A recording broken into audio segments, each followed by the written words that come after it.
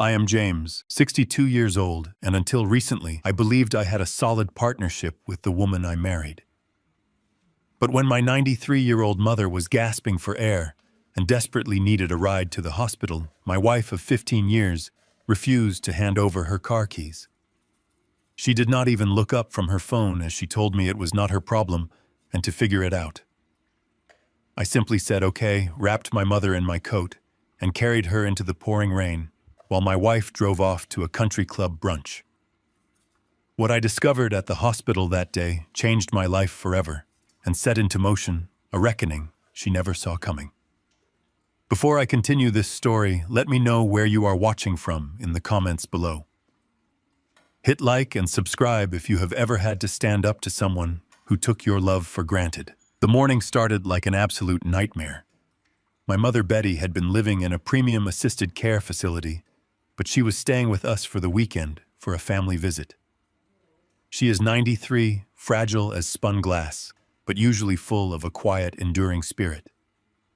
That morning, however, her chest was heaving uncontrollably.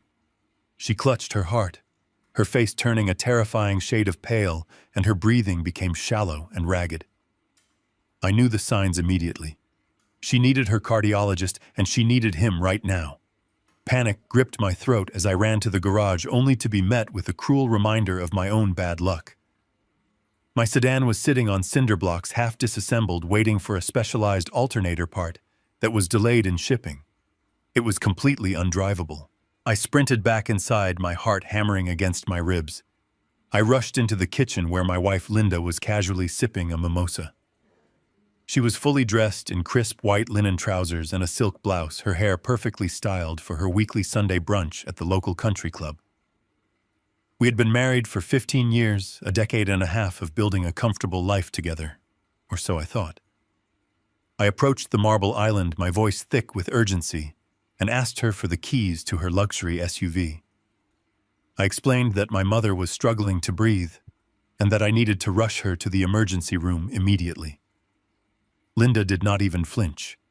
She kept her eyes glued to the glowing screen of her smartphone, leisurely scrolling through social media. She took another slow sip of her drink, let out an annoyed sigh, and said the words that would ultimately destroy our marriage. "Not my problem, James. Figure it out."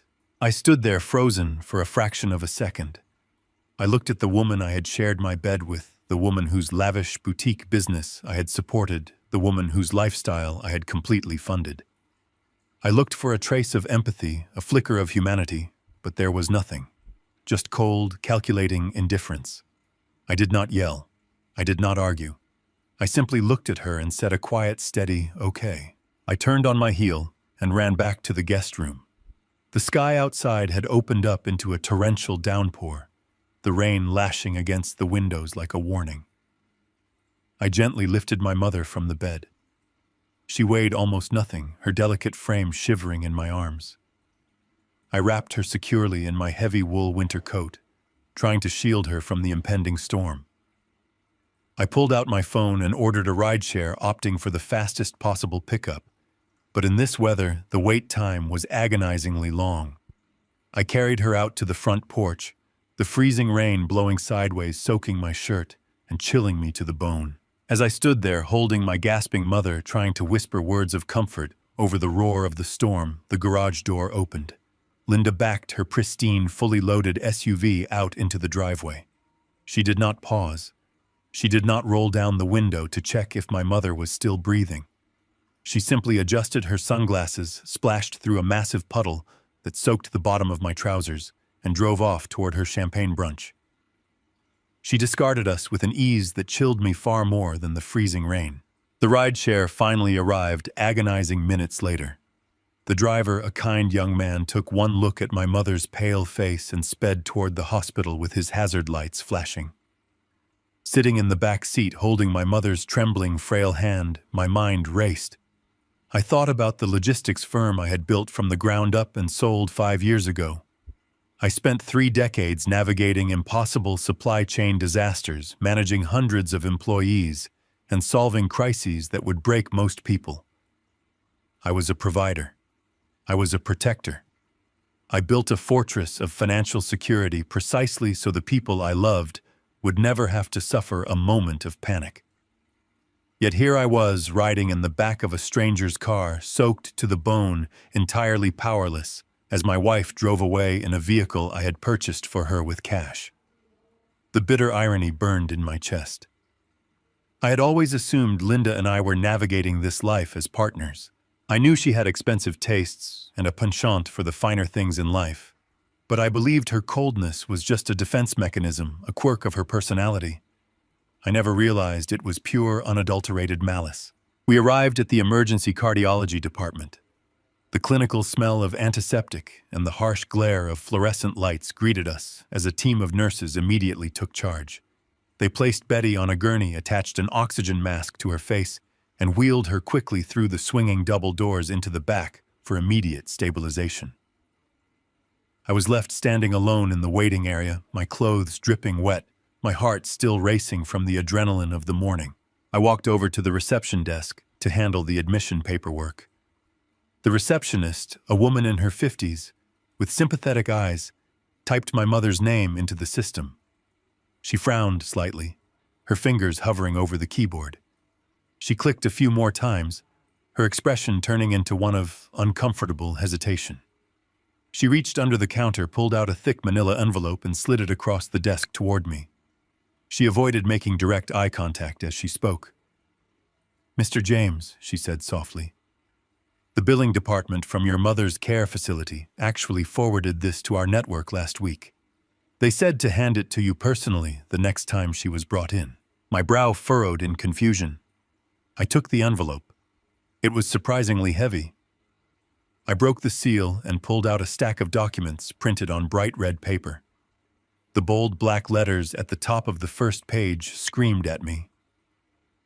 Final collection notice. Notice of impending eviction. I scanned the lines of text, my breath catching in my throat. According to the document, Betty's premium assisted care facility had not received a single payment in 4 entire months. The outstanding balance was tens of thousands of dollars, and they were preparing to legally discharge her due to severe delinquency. I stood in the middle of the bustling hospital corridor, entirely frozen. The ambient noise of paging systems and rushing doctors faded into a dull, distant hum. I stared at the numbers on the paper, a cold dread pooling in the pit of my stomach. The math was impossible. It made absolutely no sense. For the past 4 years, without fail, I had personally transferred exactly $5,000 into our joint checking account on the first of every single month. That money was specifically, exclusively earmarked for my mother's health care and facility costs. Linda had volunteered to handle the physical writing of the checks and the mailing of the invoices, claiming she wanted to help manage the household administration, to take some weight off my shoulders. I trusted her blindly. I looked at the collection notice again. The dates listed on the delinquency timeline perfectly matched the period when Linda had started taking weekend trips to luxury spas and upgrading her designer wardrobe. I had always assumed those expenses were funded by her boutique consulting business, a passion project I had helped her start. I never once audited our joint accounts. I never questioned her integrity. The sickening reality washed over me. The red ink on the paper blurred before my eyes. The woman who had just left my mother to suffocate in the pouring rain had not merely been cruel. She had been systematically siphoning the lifeblood of my mother's care. The betrayal hit me with the force of a freight train. My wife was not just selfish. She was a thief. The hard plastic chair in the waiting room offered absolutely no comfort. I sat alone in a quiet corner of the cardiology ward, while nurses rushed past me in a blur of blue scrubs. The air smelled strongly of bleach and stale coffee. My clothes were still damp from carrying my mother through the freezing rain. Every muscle in my body ached, but my mind was moving at 1,000 miles an hour. I pulled my phone from my pocket. My hands were remarkably steady considering the massive betrayal I had just uncovered at the reception desk. I opened my banking application. The biometric scanner read my face and the screen loaded. I did not look at the helpful pie charts or the colorful spending summaries the app usually pushed to the front page. I bypassed the dashboard completely and went straight into the raw transaction data for the joint account. I needed to see the unvarnished truth. For 4 years, I had blindly deposited $5,000 every month into this specific account. It was designed to be a dedicated reservoir for my mother's premium care facility and her medical expenses. It should have held a massive surplus by now. Instead, the balance staring back at me was an insulting $34.12. The number sat there on the bright screen, mocking my trust and my dedication.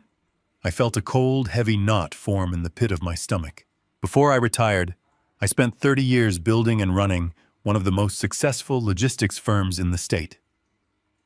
My entire career was based on tracking complex movements and finding inefficiencies. I spent decades locating lost freight containers across vast oceans and untangling massive international supply chain failures. I know how to follow a paper trail better than anyone. I know that numbers always tell a specific story if you simply know how to read them. Tracking stolen money in a personal bank account is absolutely no different than tracking a diverted cargo shipment across the globe. I started scrolling down through the transaction ledger month by month. I watched my hard-earned money disappear in real time. The betrayal was incredibly methodical. I felt a deep, burning shame realizing how I had allowed myself to be completely blind. I trusted Linda without a single reservation. When she came home with new designer handbags or casually mentioned weekend trips to luxury wellness retreats, I never once questioned the cost. She ran a boutique consulting business, and she always projected an image of immense success to our friends and family. I simply assumed her business was thriving and naturally funding her expensive tastes. I was happy for her. I wanted her to enjoy the fruits of her labor. I never once suspected she was funding her glamorous lifestyle by draining the lifeblood of my mother's healthcare fund. But as I dug deeper into the digital records, I realized the truth was far more sinister than a few selfish shopping sprees. The money had not just been squandered on clothes or lavish dinners at the country club. It had been systematically and purposefully funneled away. I noticed a clear and repetitive pattern buried among the smaller everyday purchases. Large, even sums of money were being wired out of the account every single week. $3,000 on a Tuesday, $7,000 on a Friday. They were not going to a credit card company or a retail store. Every single one of these massive electronic transfers was being routed directly to an obscure business entity listed only as Apex Ventures. I stared at the name on the screen.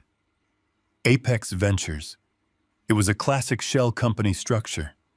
I had seen this exact setup countless times during corporate audits in my previous career. This was not a careless mistake or an impulsive spending habit born out of boredom. This was premeditated, organized financial fraud happening right under my own roof. My wife had constructed a silent digital pipeline to siphon away my wealth. The sheer calculation required to execute this while smiling at me over the dinner table every night left me feeling physically sick. I tapped on the most recent transfer to Apex Ventures, attempting to find a routing number or a destination bank branch. My mind was racing, formulating a plan to confront Linda and tear down the false reality she had built around us. I wanted to call the police immediately. I wanted to call my corporate lawyers and freeze her assets. I wanted to drive straight to her country club and demand answers in front of all her wealthy friends. But before I could tap another button, a heavy-set man in a white lab coat approached my chair. It was Dr. Aris, my mother's attending cardiologist. His face was grim and his posture carried the heavy weight of incredibly bad news. He asked me to follow him to a quiet consultation room down the hall. We walked in complete silence. The sound of our footsteps echoed loudly off the polished linoleum floors. He closed the door and looked me directly in the eye. He told me that my mother's condition was deteriorating rapidly. Her mitral valve was failing completely. Her heart was struggling to pump blood, and the medication they were administering was barely keeping her stable enough to breathe. She needed an emergency valve replacement surgery immediately. He said she was strong enough to survive the procedure, but they could not wait. Every hour that passed significantly decreased her chances of survival. I felt a massive wave of relief wash over me despite the terrifying medical news. The solution was clear and actionable. I told him to prep the operating room right away. I told him to do whatever was medically necessary to save her life. I assured him that cost was absolutely not an issue and that she carried the best premium supplemental insurance available on the market. Dr. Aris sighed deeply and looked down at a heavy clipboard in his hands. He explained that there was a severe administrative problem. The surgical team was completely ready to move, but the hospital administration had placed a hard stop on the procedure. I asked him what he meant by a hard stop. I explained again that her premium policy covered catastrophic emergencies with zero deductible. He shook his head slowly.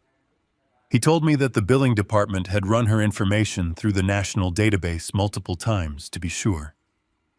Her premium supplemental insurance did not exist anymore. It had been silently canceled for non-payment exactly 2 weeks ago. The insurance provider had terminated the policy entirely after months of ignored warning letters and unpaid premiums. The small consultation room started to spin. Linda had not just stolen the money meant for the assisted living facility. She had deliberately stopped paying the life-saving insurance premiums completely. She had casually gambled with my mother's life to fund her fake shell company. Dr. Aris placed a comforting hand on my shoulder. He told me that because the procedure was highly specialized and incredibly expensive, the hospital required a massive upfront cash deposit to bypass the insurance denial and officially book the surgical theater. He needed $50,000 cleared and deposited within the next 2 hours.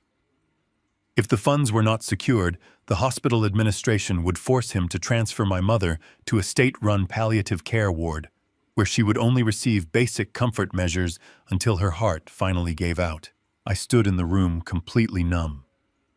My wife had deliberately canceled the insurance policy that was the only thing standing between my mother and certain death. She had stolen the funds meant to protect her, and now the hospital was demanding a fortune I supposedly did not have access to. The clock was ticking, and my mother was suffocating in a room just down the hall. I looked at the doctor and nodded slowly. I told him to prepare the surgical team because I was going to get the money. I stood in the stark consultation room looking at the doctor with a completely steady gaze. $50,000 was the ransom for my mother's life, and I was not going to negotiate. I did not panic. I did not break down. And most importantly, I did not reach for my phone to call my wife. There was absolutely no point in calling the architect of this nightmare to ask for a bucket of water to put out the fire she had deliberately started. Instead, I reached into the inner pocket of my suit jacket and pulled out a sleek, heavy metal credit card. It was a secondary private account completely disconnected from the joint finances Linda monitored. I handed it to the billing administrator who had quietly entered the room. She processed the massive transaction without a single question. The receipt printed with a sharp mechanical whir echoing in the quiet room. The operation was officially funded. The surgical team was given the green light to save my 93-year-old mother. I watched them wheel her fragile body toward the operating theater. I walked alongside the gurney for a brief moment and whispered a promise to her unconscious form that she would be safe now. Then I turned and walked out of the hospital. I stepped back out into the freezing torrential rain, feeling an absolute icy resolve settling deep into my bones. The time for being a passive, trusting husband was completely over. I climbed into the back of a waiting town car and gave the driver the address of a highly secure private bank located in the heart of the downtown financial district. As the city blurred past the rain-streaked windows, I stared out at the gray skyline and reflected on the monumental deception of my 15-year marriage. Linda believed she had played a flawless game. She thought she had systematically drained my resources down to the absolute marrow. She operated under the arrogant assumption that my wealth was entirely transparent and fully accessible through our joint accounts and my monthly pension deposits. She thought she was pulling the strings of a comfortable but financially finite retiree. What she never understood, And what I had purposefully kept hidden from the very day I proposed to her was the true magnitude of my corporate exit.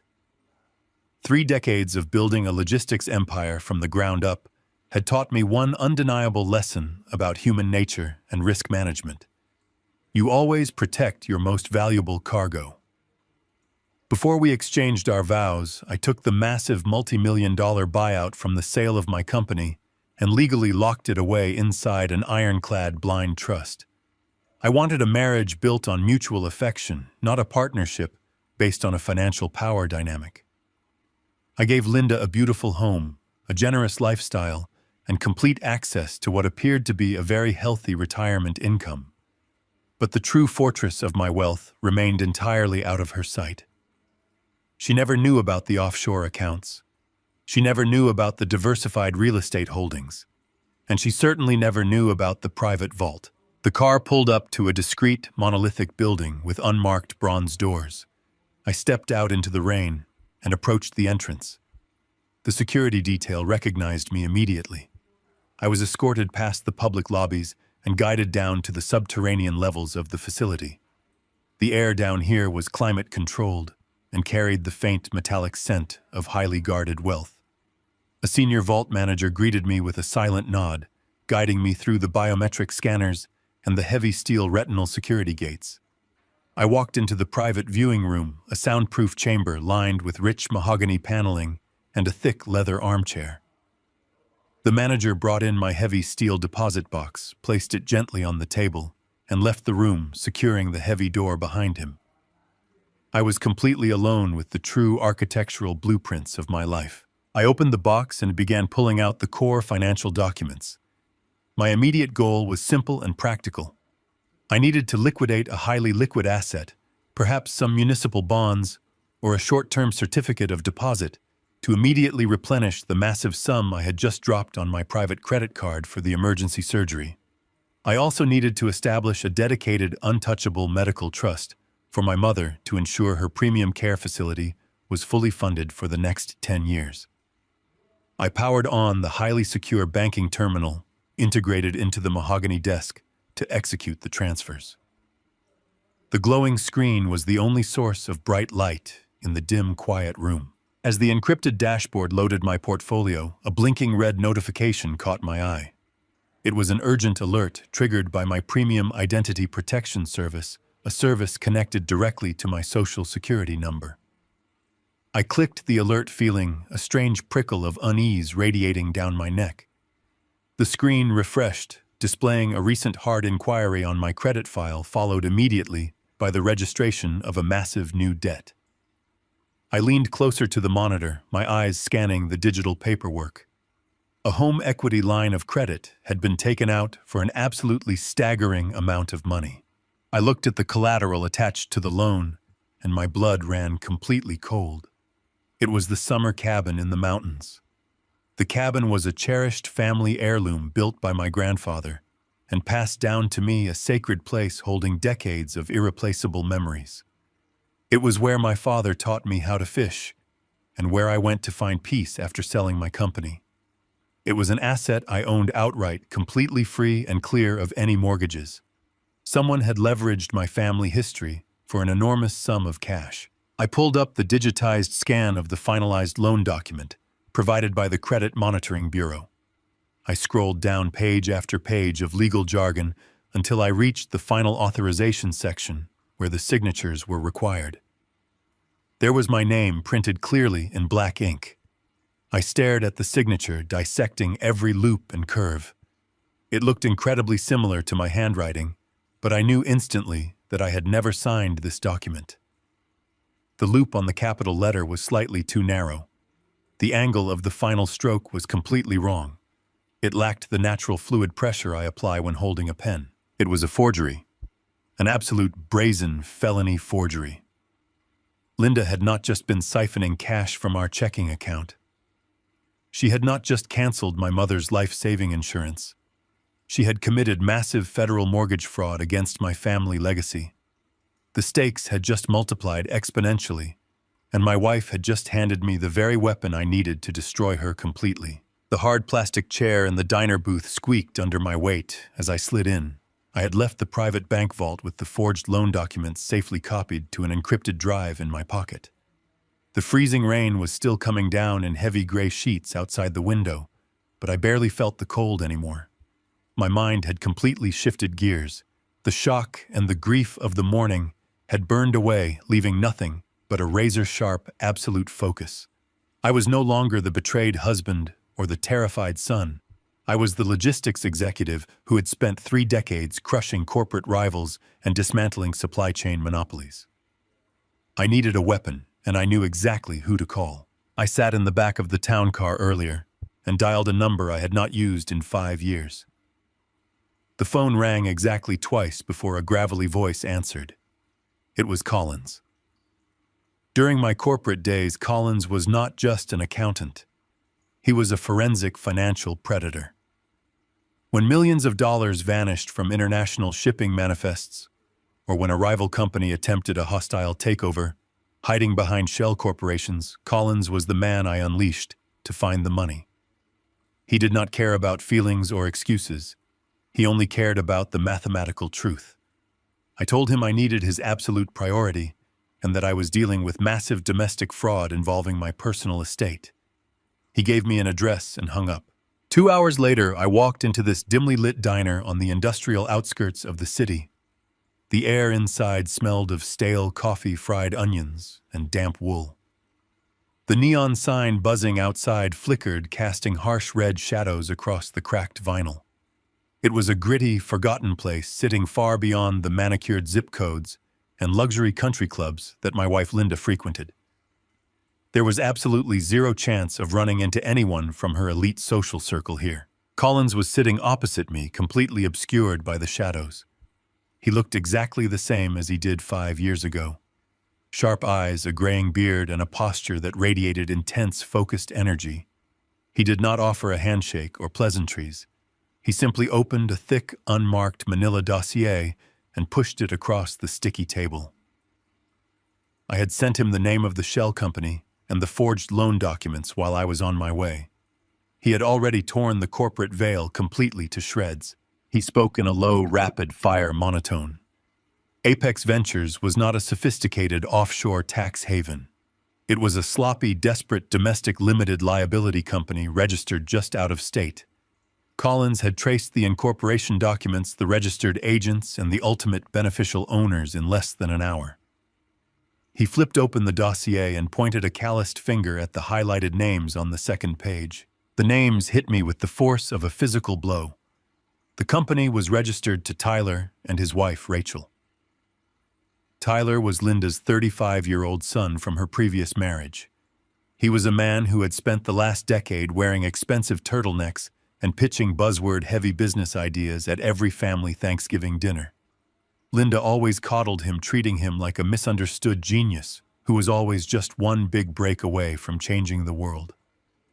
I had always tolerated him keeping a polite distance, but I never considered him a legitimate threat. I stared at the names on the paper. The pieces of the puzzle violently slammed into place.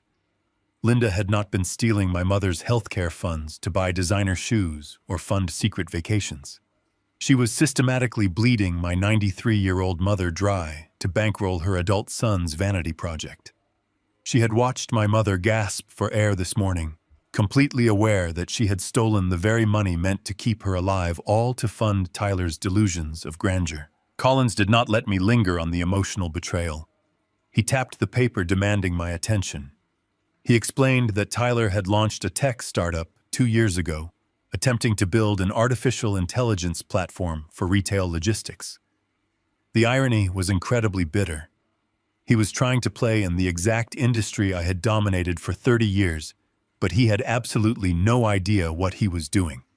According to the financial autopsy Collins had pulled together, Tyler's company was burning through cash at an apocalyptic rate. He had hired expensive developers, leased a massive penthouse office space downtown, and thrown lavish launch parties without ever securing a single paying client. When the initial venture capital dried up, Tyler panicked. He went to his mother for a bailout. Linda, knowing my wealth was locked tightly in a blind trust, decided to use the only liquid asset she had direct access to, which was the joint account dedicated to my mother's medical care. She had been quietly draining the $5,000 every month, wiring it directly to Apex Ventures to cover Tyler's payroll. But $5,000 a month was merely a drop in the bucket for a failing tech company. Tyler needed a massive infusion of capital to keep his doors open. That was where the summer cabin came into play. Collins pulled out the forged home equity line of credit document I had found in the vault. He traced the routing numbers attached to the loan disbursement. Tyler had not gone to a traditional reputable bank for this money. Traditional banks require rigorous underwriting and proof of income, which a failing startup does not possess. Instead, he had gone to a predatory private equity firm. Collins explained the mechanics of the trap Tyler had built for himself. The forged signature had been used to secure an illegal high-interest bridge loan. It was a financial instrument designed for desperate people carrying astronomical interest rates and brutal default penalties. Tyler had used the cherished mountain cabin built by my grandfather as collateral to borrow $500,000 from very dangerous people. The terms of the loan were absolutely suicidal. Tyler was required to make massive monthly interest payments just to keep the loan out of default. If he missed a single payment, the private equity firm had the legal right to instantly seize the cabin and liquidate it at auction. My wife had committed federal mortgage fraud, risking my family legacy to keep her 35-year-old son from facing the reality of his own failure. They were drowning in a toxic mix of arrogance and desperation. Tyler was burning through the bridge loan money just as fast as the original capital, and the crushing monthly payments were bleeding them dry. That was why they were growing so bold. That was why Linda had stopped paying my mother's insurance premiums altogether. They needed every single dollar they could steal just to keep the predatory lenders at bay. I sat back against the cracked vinyl of the booth. The diner hummed around us, the clatter of silverware and the low murmur of conversations, completely disconnected from the massive criminal conspiracy sitting on the table in front of me. I felt a profound, icy calm wash over my entire body. I did not feel sorrow anymore. I did not feel the sting of a broken marriage. I only felt the cold, calculated mechanics of a logistics problem that required immediate and total eradication. Linda and Tyler thought they were playing a clever game. They thought they could use my resources, my family history, and my mother's life to prop up their illusions. They believed my silence and my trust were signs of weakness. They were about to learn that the man who built an empire out of nothing does not become a victim. I thanked Collins, pushing a heavy envelope of cash across the table to cover his immediate retainer. I told him to keep monitoring the Apex Ventures accounts and to prepare for a massive digital strike. I walked out of the diner and into the freezing rain, my mind already moving 5 steps ahead, executing a plan that would utterly dismantle their lives. I parked my vehicle in the wide driveway and walked through the heavy front door of the estate I had purchased. The quiet hum of the expensive climate control system greeted me softly. I walked into the expansive living room and found Linda exactly where I expected her to be. She was sitting on the plush white designer sofa, holding a crystal glass of very expensive red wine. The large television was playing a mindless reality show at a very low volume, filling the silent space with artificial drama. She did not even turn her head when I walked into the room.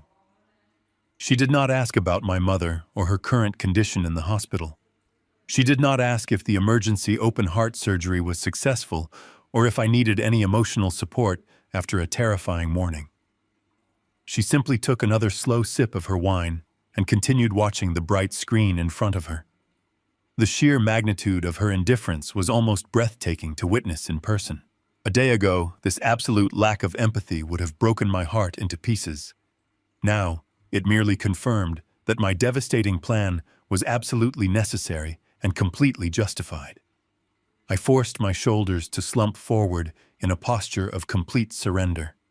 I let my wet shoes drag heavily across the polished hardwood floor to sell the illusion. I played the role of the exhausted and defeated husband, perfectly making sure to let out a long, weary sigh.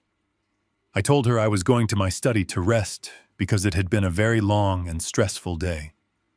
She gave a vague nod of acknowledgement, completely unbothered by my presence or my deep pain. She thought she had won the silent war she had been waging against my family.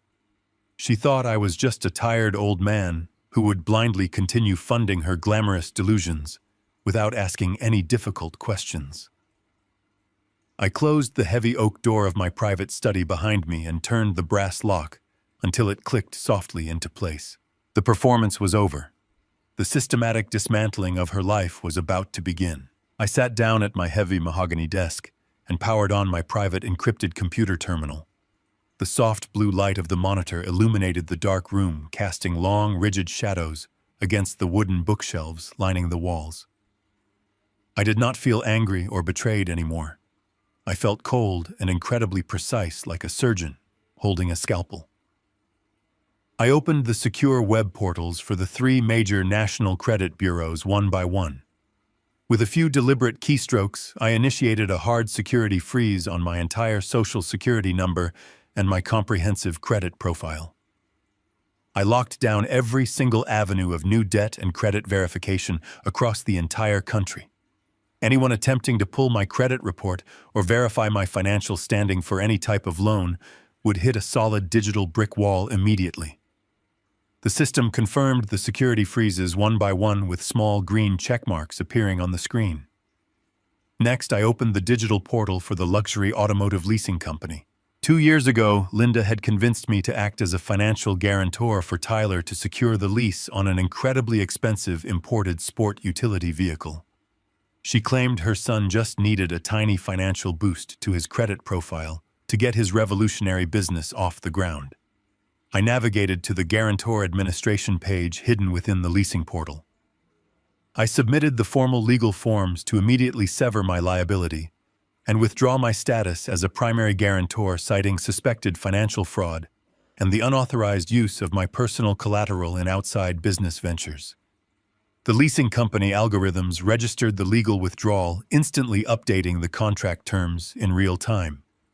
Tyler was now solely responsible for a luxury vehicle he could not possibly afford on his own. Then I moved to our primary domestic bank portal. I stared at the joint checking account routing numbers blinking on the bright screen. I located the automated monthly transfer protocol hidden deep in the administrative settings. Every single month for 4 long years, $5,000 had seamlessly flowed from my private holdings into that joint account. I clicked the cancellation button. The banking system asked if I was absolutely sure I wanted to permanently delete this recurring financial transfer. I confirmed the deletion without a single second of hesitation. The digital pipeline that had funded the lifestyle of Tyler and his fake technology company was officially severed forever. The deep well of my financial generosity was completely dry, but simply stopping the bleeding was not enough to ensure my total protection moving forward. I needed to guarantee that no automated payment systems or stray dividend deposits could ever replenish that joint account by accident or through administrative error. I accessed the master control portal for my corporate executive pension and my diversified investment dividends. These were massive monthly deposits that usually flowed into a secondary household account that Linda had partial visibility over. She relied heavily on seeing those large numbers arrive every month to feel secure in her wealthy lifestyle and to justify her lavish spending habits. I initiated a total permanent reroute of every single incoming revenue stream I possessed across all my portfolios. I redirected all my pension disbursements and all my lucrative corporate dividends directly into the impenetrable offshore blind trust I had established before our marriage. The transaction processed with a quiet hum of the computer processor, saving the new routing numbers and clearing the old financial paths. The massive financial safety net that Linda had taken for granted for 15 years was completely vaporized overnight, leaving absolutely zero trace of the funds she depended on. She would wake up tomorrow morning believing she still had access to a vast and endless fortune ready to be spent. She had absolutely no idea that she was currently sitting on a barren financial desert, devoid of any real resources. The joint checking and savings accounts were entirely empty. The connected credit lines were completely dead and flagged for closure. The incoming revenue was gone forever, redirected to a place she could never touch. I shut down the computer terminal and leaned back in my leather chair, listening to the rain gently tapping against the thick window pane. I felt a profound sense of inner peace settling over my mind, replacing the chaos of the morning. The trap was meticulously set and heavily armed. The sun rose the next morning, casting long, pale shadows across the manicured lawns of our quiet suburban neighborhood. I sat alone in the kitchen, drinking a cup of strong black coffee, waiting for the automated financial world to wake up and run its daily batch processes. I knew exactly how the digital banking architecture operated because I had spent decades analyzing risk management systems for global logistics operations. Predatory private equity lenders rely heavily on automated early warning systems to continuously monitor the credit health of their high-risk commercial borrowers. The moment my global credit freeze hit the national registries, the complex algorithms at the financial firm holding the illegal bridge loan went to work identifying anomalies. The automated system attempted to run a routine soft credit pull against the collateral guarantor to verify the ongoing stability of the massive loan securing the technology startup. Instead of seeing my flawless credit score and vast asset portfolio, the automated system slammed directly into the hard security freeze I had placed the night before. The warning sirens within the private equity firm triggered, instantly flagging the account for severe irregularities. The banking system automatically moved the massive high-interest loan into immediate manual review and categorized it as a critical default risk requiring urgent intervention. The first heavy domino had officially tipped over and was falling fast, gathering destructive momentum with every passing second. The precarious house of cards my wife had built with lies and stolen money was about to collapse with terrifying speed and absolute destructive force. The predatory lenders would not wait to collect what they were owed, and Tyler had absolutely no way to pay them. I took another slow, deliberate sip of my hot coffee, looking out the window at the peaceful morning. I set the ceramic mug down on the granite counter and waited patiently for the phone to begin ringing. The steady, rhythmic beep of the cardiac monitor filled the dim hospital room with a comforting mechanical heartbeat. I sat in a vinyl chair beside my mother's bed, watching her chest rise and fall in a slow, fragile rhythm. The emergency valve replacement surgery had been a complete success. The brilliant surgical team had worked through the early hours of the morning to repair the damage, and now she was resting peacefully under the heavy cotton blankets.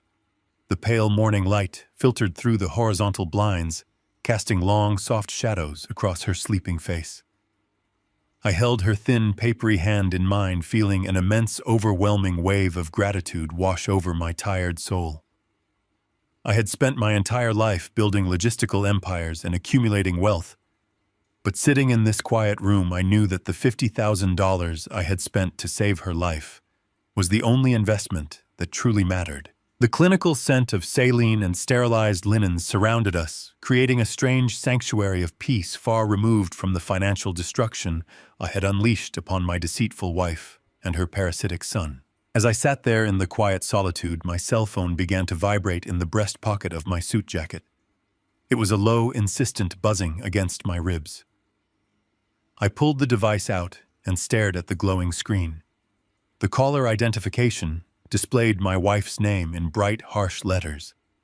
I did not feel a single spike of adrenaline or a rush of anxiety.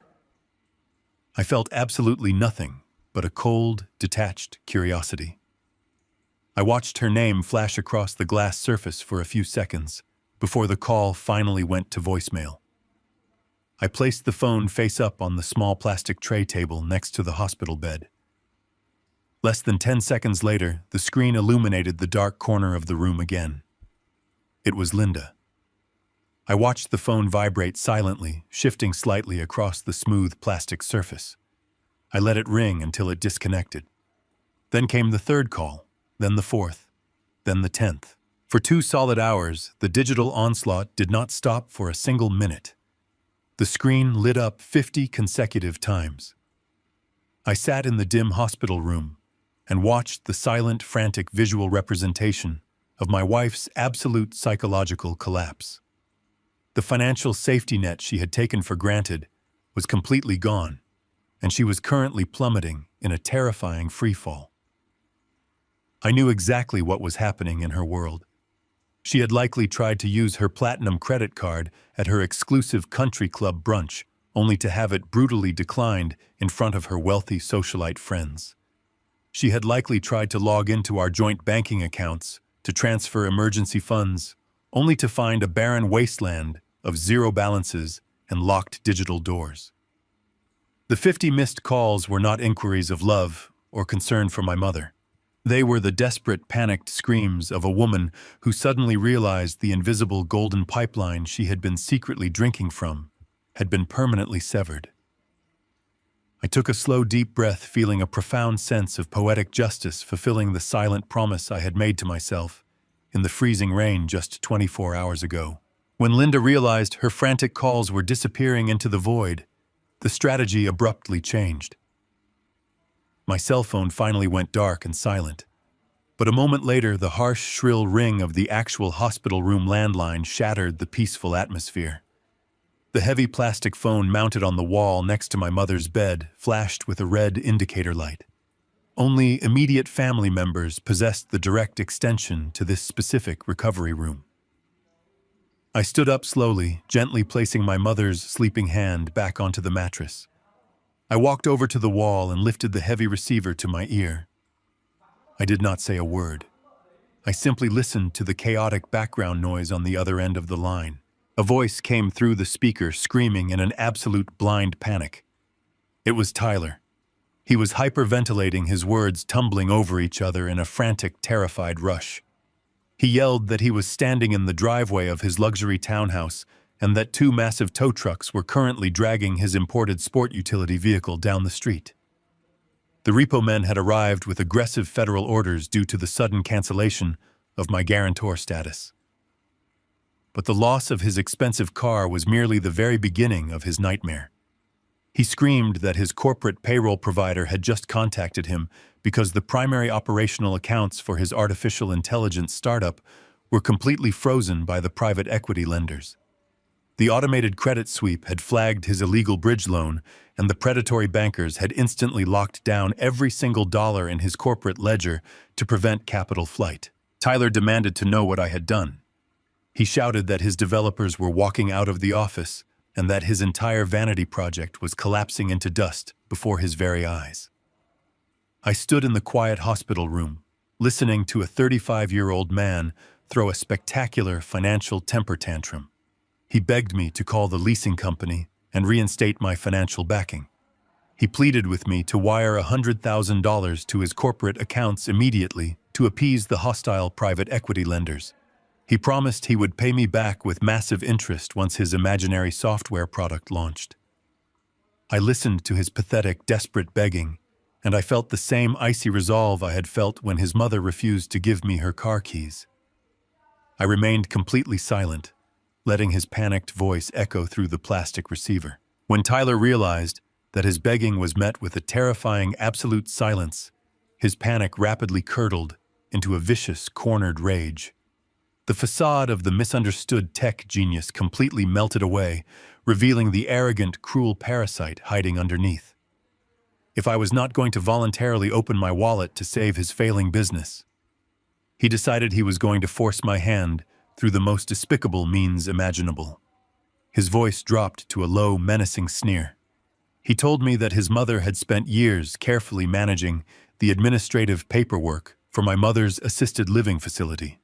He proudly revealed that Linda had secretly slipped his name onto the facility documents as a secondary authorized medical proxy just in case of an emergency. Tyler explicitly outlined his horrific leverage. He knew I loved my mother more than anything in the world. He threatened to drive directly to the hospital administration office right now and present his forged medical proxy paperwork. He stated that as an authorized family representative, he had the legal right to dictate the financial terms of her ongoing recovery care. Because the premium supplemental insurance was officially canceled, He declared he would refuse to authorize any further expensive private treatments. He threatened to forcibly discharge my 93-year-old mother from this world-class cardiology ward and have her transported to a severely underfunded state-run substandard palliative care facility on the other side of the county. He told me he would dump her in a crowded, forgotten ward just to stop the catastrophic financial bleeding draining his mother's resources. He laid out a simple, brutal ultimatum. He demanded that I immediately unlock the joint accounts and wire the $100,000 to his business ledger. If I transferred the money, he promised he would rip up the medical proxy and let my mother recover in peace. If I refused, he swore he would have her loaded into an ambulance within the hour. He thought he held the ultimate trump card. He thought he had successfully cornered an exhausted, terrified old man. He firmly believed that I would instantly surrender my wealth to protect my fragile mother from his horrific threats. I listened to every single word of his disgusting extortion attempt. I did not raise my voice. I did not hurl insults or lose my temper. I maintained the cold, precise calculation of a logistics executive observing a fatal flaw in a competitor's supply chain. He had just handed me the exact admission of premeditated elder endangerment that I needed to utterly destroy him. I held the plastic receiver close to my mouth and spoke in a quiet, dangerously calm tone, telling him I looked forward to seeing him try. I gently placed the receiver back onto the wall hook, severing the connection completely. I turned back to my mother's bed, knowing exactly where the final battle would take place. I adjusted my suit jacket and prepared to leave the room because the trap was fully set and it was time to close the jaws around them. The rain had finally slowed to a cold, miserable drizzle as I walked out of the hospital. I left my mother resting safely under the watchful eyes of the surgical recovery team. My clothes were still uncomfortable and damp, but my mind was completely locked onto the next tactical objective. I pulled my phone from my pocket and dialed Collins. I gave him the address of the premium assisted living facility and instructed him to meet me at the front entrance in exactly 20 minutes. He did not ask any unnecessary questions. He simply agreed and ended the call. The drive across town felt entirely different than the chaotic, frantic ride in the rideshare earlier that morning. I drove my secondary vehicle, a quiet and unassuming sedan, I kept securely parked at my downtown office building. The wet city streets blurred past my window as I mentally prepared for the confrontation. The facility where my mother lived was not a standard gloomy nursing home. It was an exclusive, sprawling campus featuring manicured botanical gardens, private dining rooms, and round-the-clock concierge medical staff. It was a place deliberately designed to offer absolute dignity and peace in the final chapters of life. The very thought of Tyler trying to rip her away from this beautiful sanctuary to dump her in a state-run ward made my grip tighten painfully around the steering wheel. I pulled into the circular cobblestone driveway and parked near the entrance. Collins was already waiting by the heavy glass doors. He wore a dark wool raincoat and carried a thick, locking leather briefcase. We walked inside together, moving smoothly past to the elegant grand lobby and heading directly toward the administrative wing. As we approached the frosted glass walls of the executive director office, I could clearly hear the sharp, aggressive tones of my wife and her son echoing down the quiet, carpeted hallway. Tyler was practically shouting. He was aggressively demanding the immediate preparation of my mother discharge papers. But he was not just trying to forcibly move her location. He was actively terrorizing the facility director, demanding a complete and total cash refund of the massive initial housing deposit I had paid years ago. He loudly claimed that because the insurance had lapsed, the facility had breached its contract, and he was legally entitled to a cashier check for the massive deposit balance today.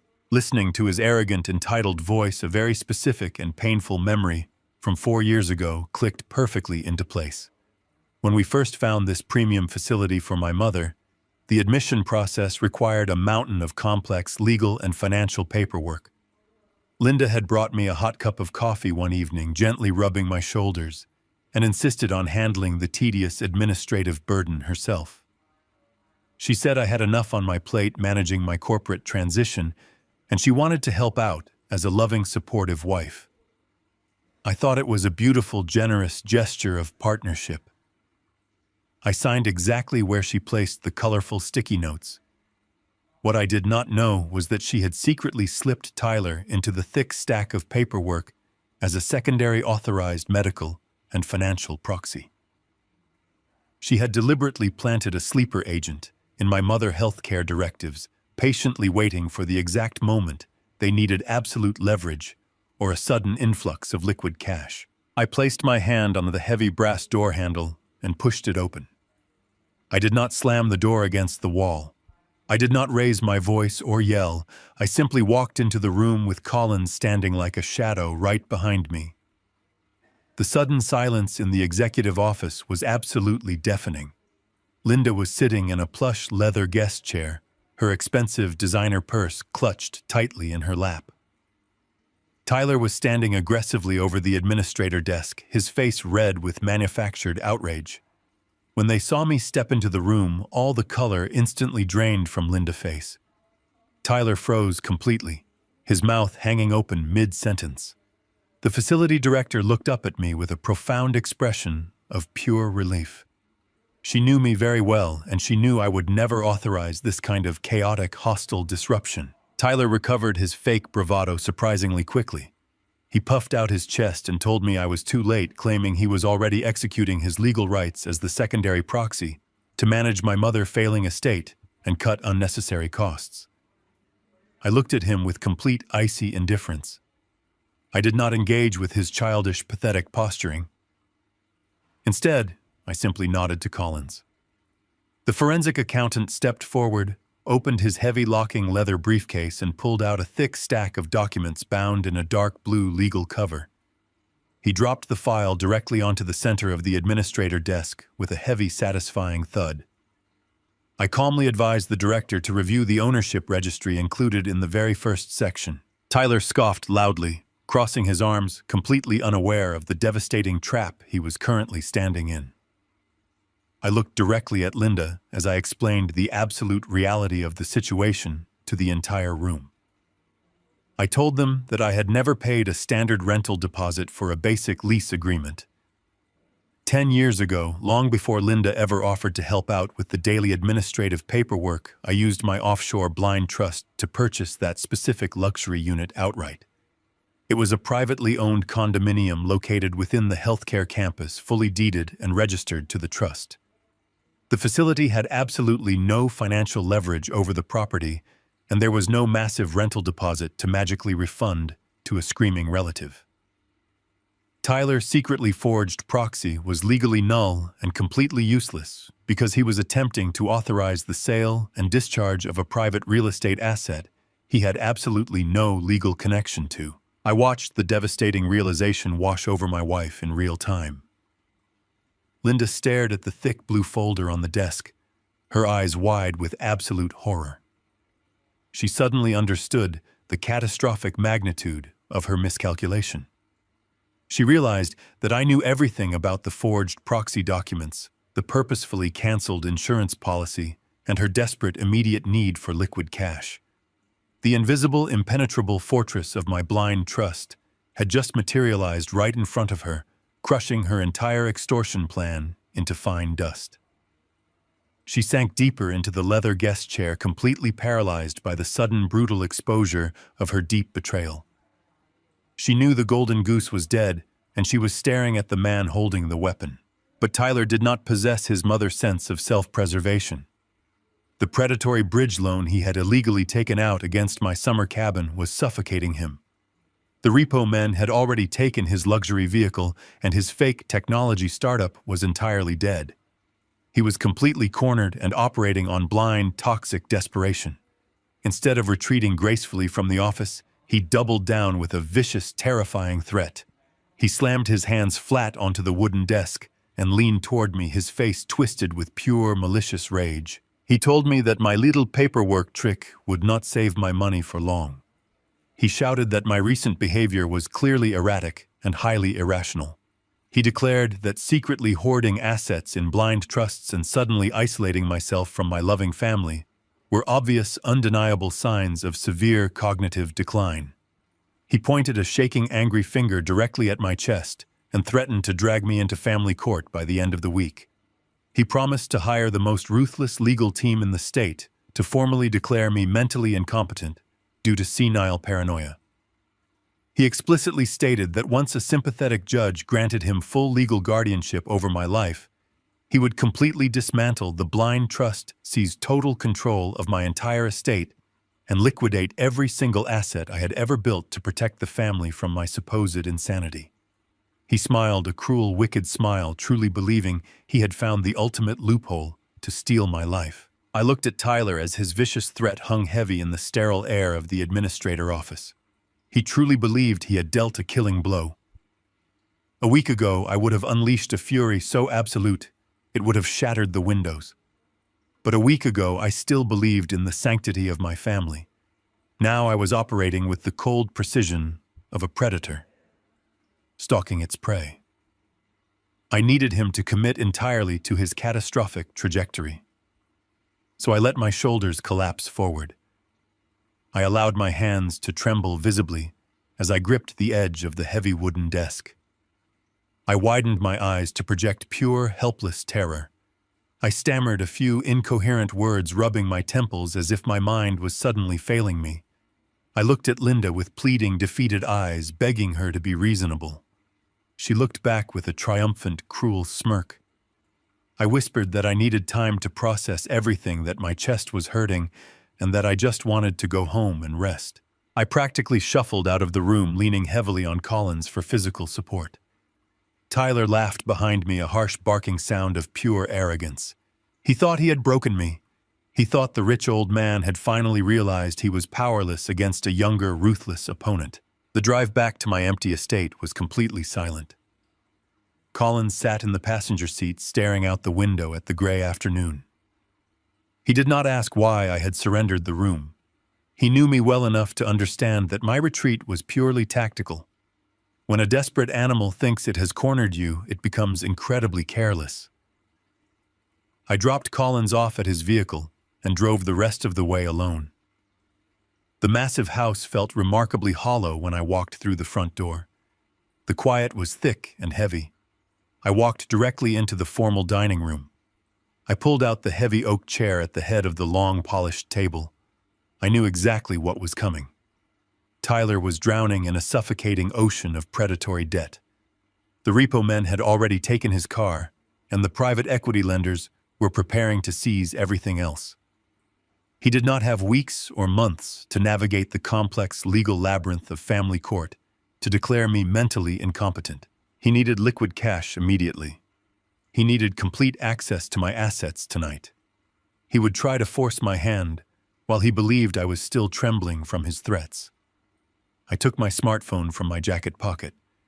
I opened the audio recording application and tested the microphone's sensitivity.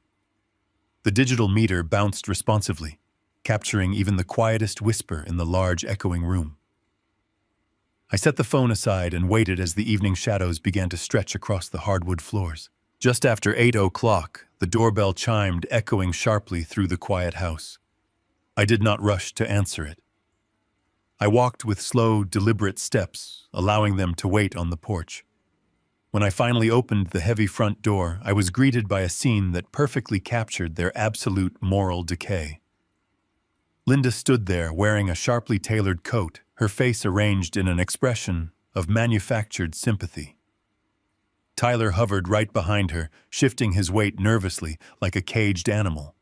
But they were not alone. Standing off to the side was a small, nervous man clutching a battered leather briefcase. He wore an ill-fitting suit that looked cheap and unkempt. His eyes darted around the grand foyer with nervous, greedy energy. He did not look like a medical professional or a respected legal authority. He looked exactly like what he was: a completely corrupt, unaccredited notary willing to validate fraudulent legal documents for a thick envelope of illicit cash. Linda stepped inside without waiting for an invitation. She placed a gentle, condescending hand on my arm. Her touch felt entirely repulsive, but I forced myself to lean into it, playing the role of the exhausted, confused husband. She cooed that they had come to apologize for the harsh words spoken at the care facility. She claimed they just wanted to make peace and help me manage the overwhelming stress of my mother failing health. They guided me into my own dining room, pulling out a chair and sitting me down as if I were a fragile child, incapable of standing on my own. Tyler eagerly took the seat directly to my right, while the shady notary hovered awkwardly near the edge of the polished mahogany table. The room smelled of Linda expensive floral perfume mixed with the stale, nervous sweat of the corrupt notary. I had spent 30 years sitting across from ruthless corporate titans in massive boardrooms. Looking at these three clumsy amateurs trying to execute a hostile takeover of my personal life was almost comical.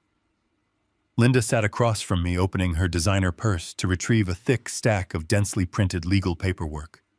She slid the heavy documents across the smooth wood, her voice dripping with artificial sweetness. She explained that these were simply standardized medical release forms. She promised that if I just signed on the dotted lines, they could smoothly transfer my mother into a much better private cardiology ward without the hospital administrators asking for any more massive cash deposits.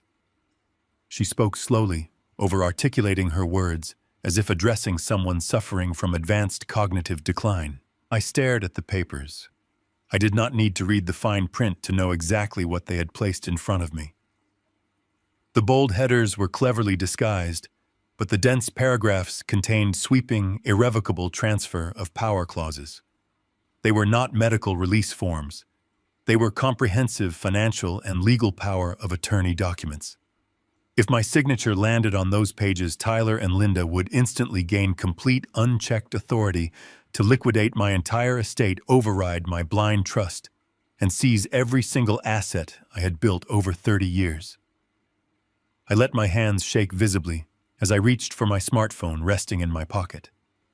I pulled it out, fumbling clumsily, and slid it face down onto the table right between Tyler and the fraudulent documents. I had silently engaged the recording application right before they walked through the front door. The microphone was now capturing pristine high-definition audio of every single breath and whisper in the room.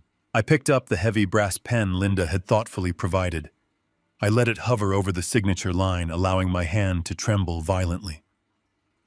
I looked up at Tyler with wide, terrified eyes. I asked him in a weak, pathetic voice why the documents contained references to real estate management and asset liquidation. I asked why my beloved summer cabin was listed in the subclauses of a hospital admission form. Tyler's arrogance completely shattered his fabricated patience. The massive financial pressure suffocating his life finally cracked his composure entirely wide open. He slammed his fist onto the table, causing the brass pen to rattle. He leaned aggressively into my personal space, his face twisted in a mask of pure, desperate rage. He abandoned the sweet deception completely and began shouting with vicious, unrestrained venom.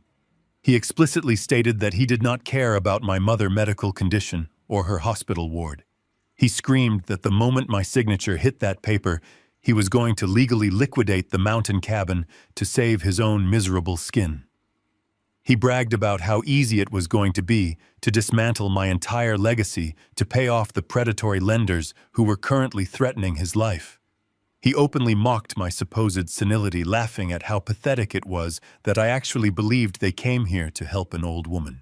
He violently tapped the paper, demanding that I sign away my life to fix the massive, catastrophic debt he had accrued.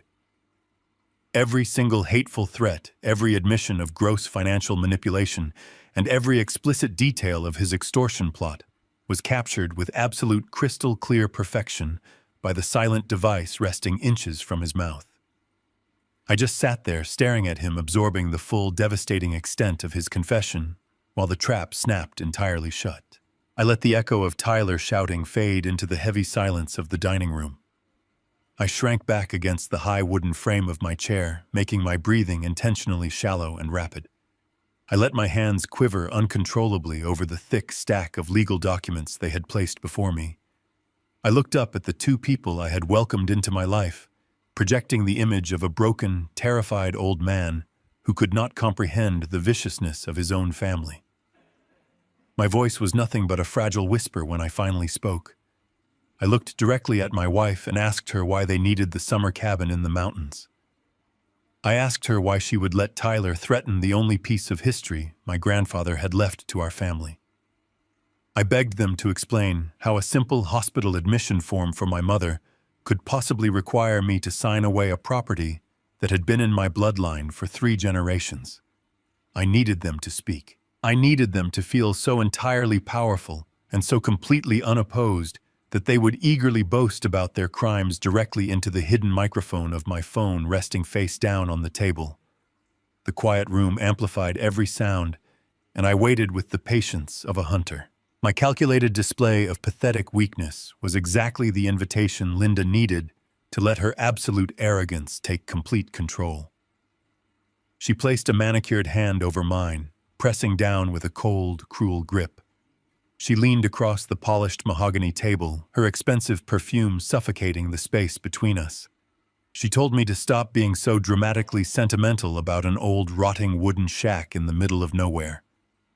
Her voice dripped with condescension as she explicitly stated that the cabin was the only asset they could easily leverage without triggering the security protocols on our primary checking accounts. She smiled a hollow, wicked smile and casually admitted that she had already taken out a massive home equity line of credit against the property weeks ago. I kept my eyes wide and frightened, asking her how she could possibly do that without my physical presence or my legal authorization. I stammered, playing the part of a man whose reality was crumbling, asking how the bank could just hand over hundreds of thousands of dollars to someone who did not own the deed. She laughed. It was a sharp, dismissive sound that bounced off the dining room walls. She proudly declared that forging my signature on those initial loan documents was the easiest thing she had ever done.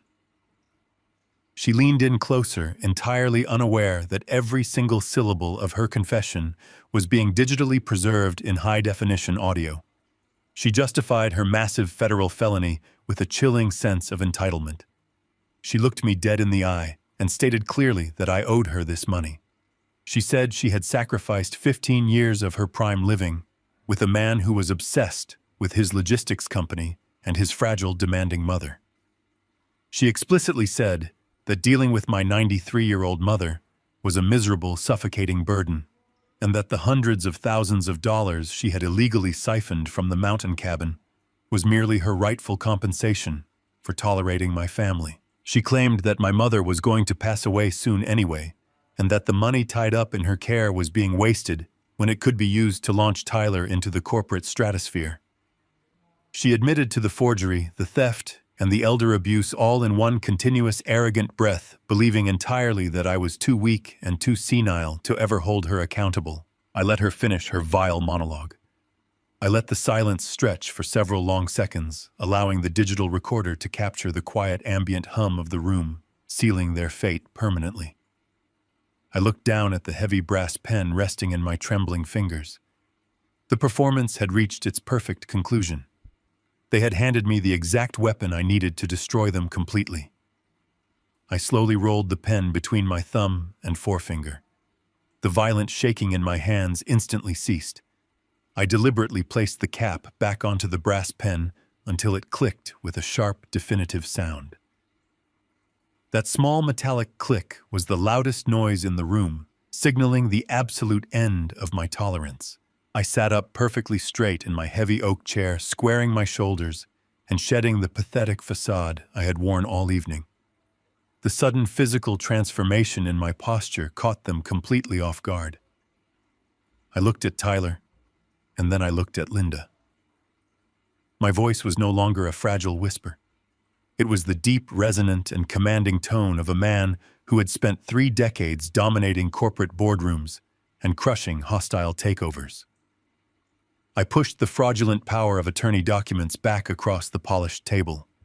I told them very calmly and very clearly that I would not be signing a single piece of paper tonight.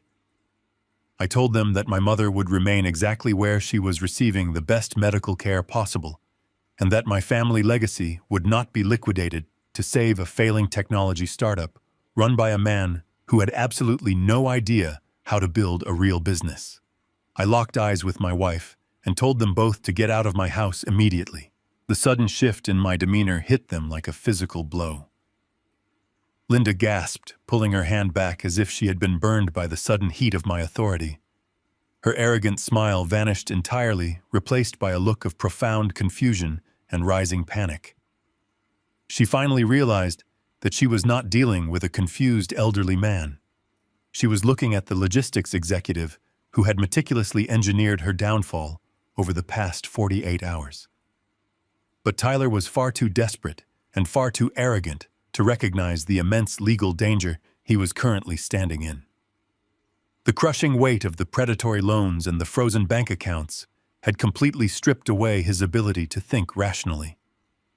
His face flushed a dark, angry crimson. He slammed both his hands onto the mahogany table, leaning over the fraudulent documents like a rabid animal trapped in a corner. He snatched the thick stack of papers, clutching them tightly in his fists. He screamed at the top of his lungs, his voice cracking under the immense pressure of his collapsing world. He shouted that he did not need my permission or my signature to take everything I owned. He leaned down directly over my phone, screaming that if I refused to sign these transfer forms voluntarily, they would simply forge my signature again tonight. He proudly and aggressively yelled that forging my name had worked perfectly the first time with the summer cabin, and it would work perfectly again now to drain the rest of my estate.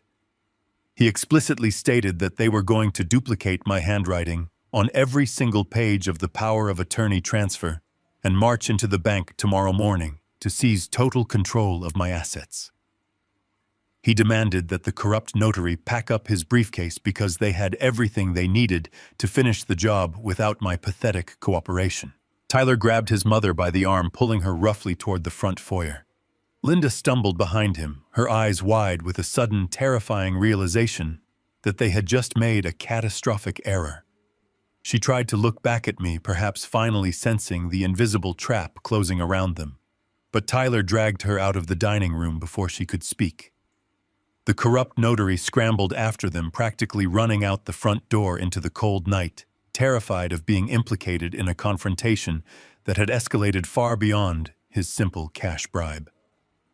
They slammed the heavy oak door behind them, leaving the house in a sudden ringing silence. I sat alone at the head of my dining table. The ambient hum of the climate control system returned to the quiet room. I reached out and picked up my smartphone, turning the screen face up. The audio application was still running, the timer counting upwards in bright white numbers. I stopped the recording and immediately uploaded the encrypted digital file to 3 separate secure cloud servers and emailed a direct copy to Collins. I had just obtained a crystal-clear federal-level audio confession. They had explicitly admitted to wire fraud, mortgage fraud, elder financial exploitation, and conspiracy to commit forgery. They had threatened my property and my mother while providing unquestionable evidence of their past and future crimes. I leaned back in my chair, feeling a cold, triumphant satisfaction. The trap had closed perfectly. Their arrogance had completely blinded them to the reality of their destruction, and tomorrow the consequences of their unimaginable greed would finally come crashing down on their heads. The following weekend arrived with a crisp, clear evening that starkly contrasted the dark storms of the previous days. I parked my quiet sedan a block away from the grand iron gates of the Oak Ridge Country Club. This was the epicenter of Linda's meticulously curated social universe. Tonight she was hosting her annual charity gala to benefit local healthcare initiatives. The sheer audacity of her hosting a healthcare charity event while actively draining my 93-year-old mother's medical funds to the point of eviction was a level of sociopathic hypocrisy that almost defied human comprehension. But desperation makes arrogant people incredibly reckless. Linda needed this gala. She needed to stand in front of the city's wealthy elite in a designer gown and project an aura of absolute financial invincibility. She needed to convince the whispering socialites and the anxious private equity lenders that her world was perfectly intact. She had no idea that I was walking up the manicured driveway, ready to detonate a truth bomb that would vaporize her false reality forever. I did not sneak through the service entrance like a criminal. I walked right through the towering mahogany front doors, projecting the absolute authority of a man who owned the very ground he was stepping on. I was dressed in a sharp charcoal-tailored suit, the exact armor I used to wear when dismantling corporate rivals in global boardrooms. The valet staff and the front desk attendants recognized me immediately. I had paid the exorbitant initiation fees for this club 10 years ago, and my name carried weight. When a young security guard nervously approached me to ask for my invitation, I simply looked him dead in the eye and gave him a polite but dismissive nod. I told him I was surprising my wife for her big speech. He immediately stepped aside, lowering his head respectfully. Confidence is a skeleton key that unlocks almost any door in the world of the wealthy. I bypassed the crowded grand ballroom, where hundreds of local politicians, business leaders, and wealthy socialites were clinking crystal champagne flutes. Instead, I moved silently down a carpeted side corridor, leading directly to the audiovisual control room, suspended above the main floor. Back during my corporate logistics days, I had personally funded a massive technological upgrade for this exact event space. I knew the wiring schematics, the digital soundboards, and the specific override protocols better than the club manager himself. I opened the door to the control booth and found a young audio technician scrolling on his phone while waiting for his cue. I slid a crisp $100 bill onto his soundboard and quietly told him to take a 15-minute break because I was taking over the presentation for a special family surprise. The kid eagerly grabbed the cash and slipped out the back door without asking a single question. I was now completely alone in the dark booth, looking down through the soundproof glass at the glittering trap below. Through the massive panoramic window, I watched my wife holding court. Linda was wearing a stunning emerald green evening gown that likely cost more than my mother's monthly care facility bill. She was smiling radiantly, touching the arms of local judges and wealthy investors, playing the role of the benevolent matriarch perfectly. Tyler was sitting at the VIP table in the front row.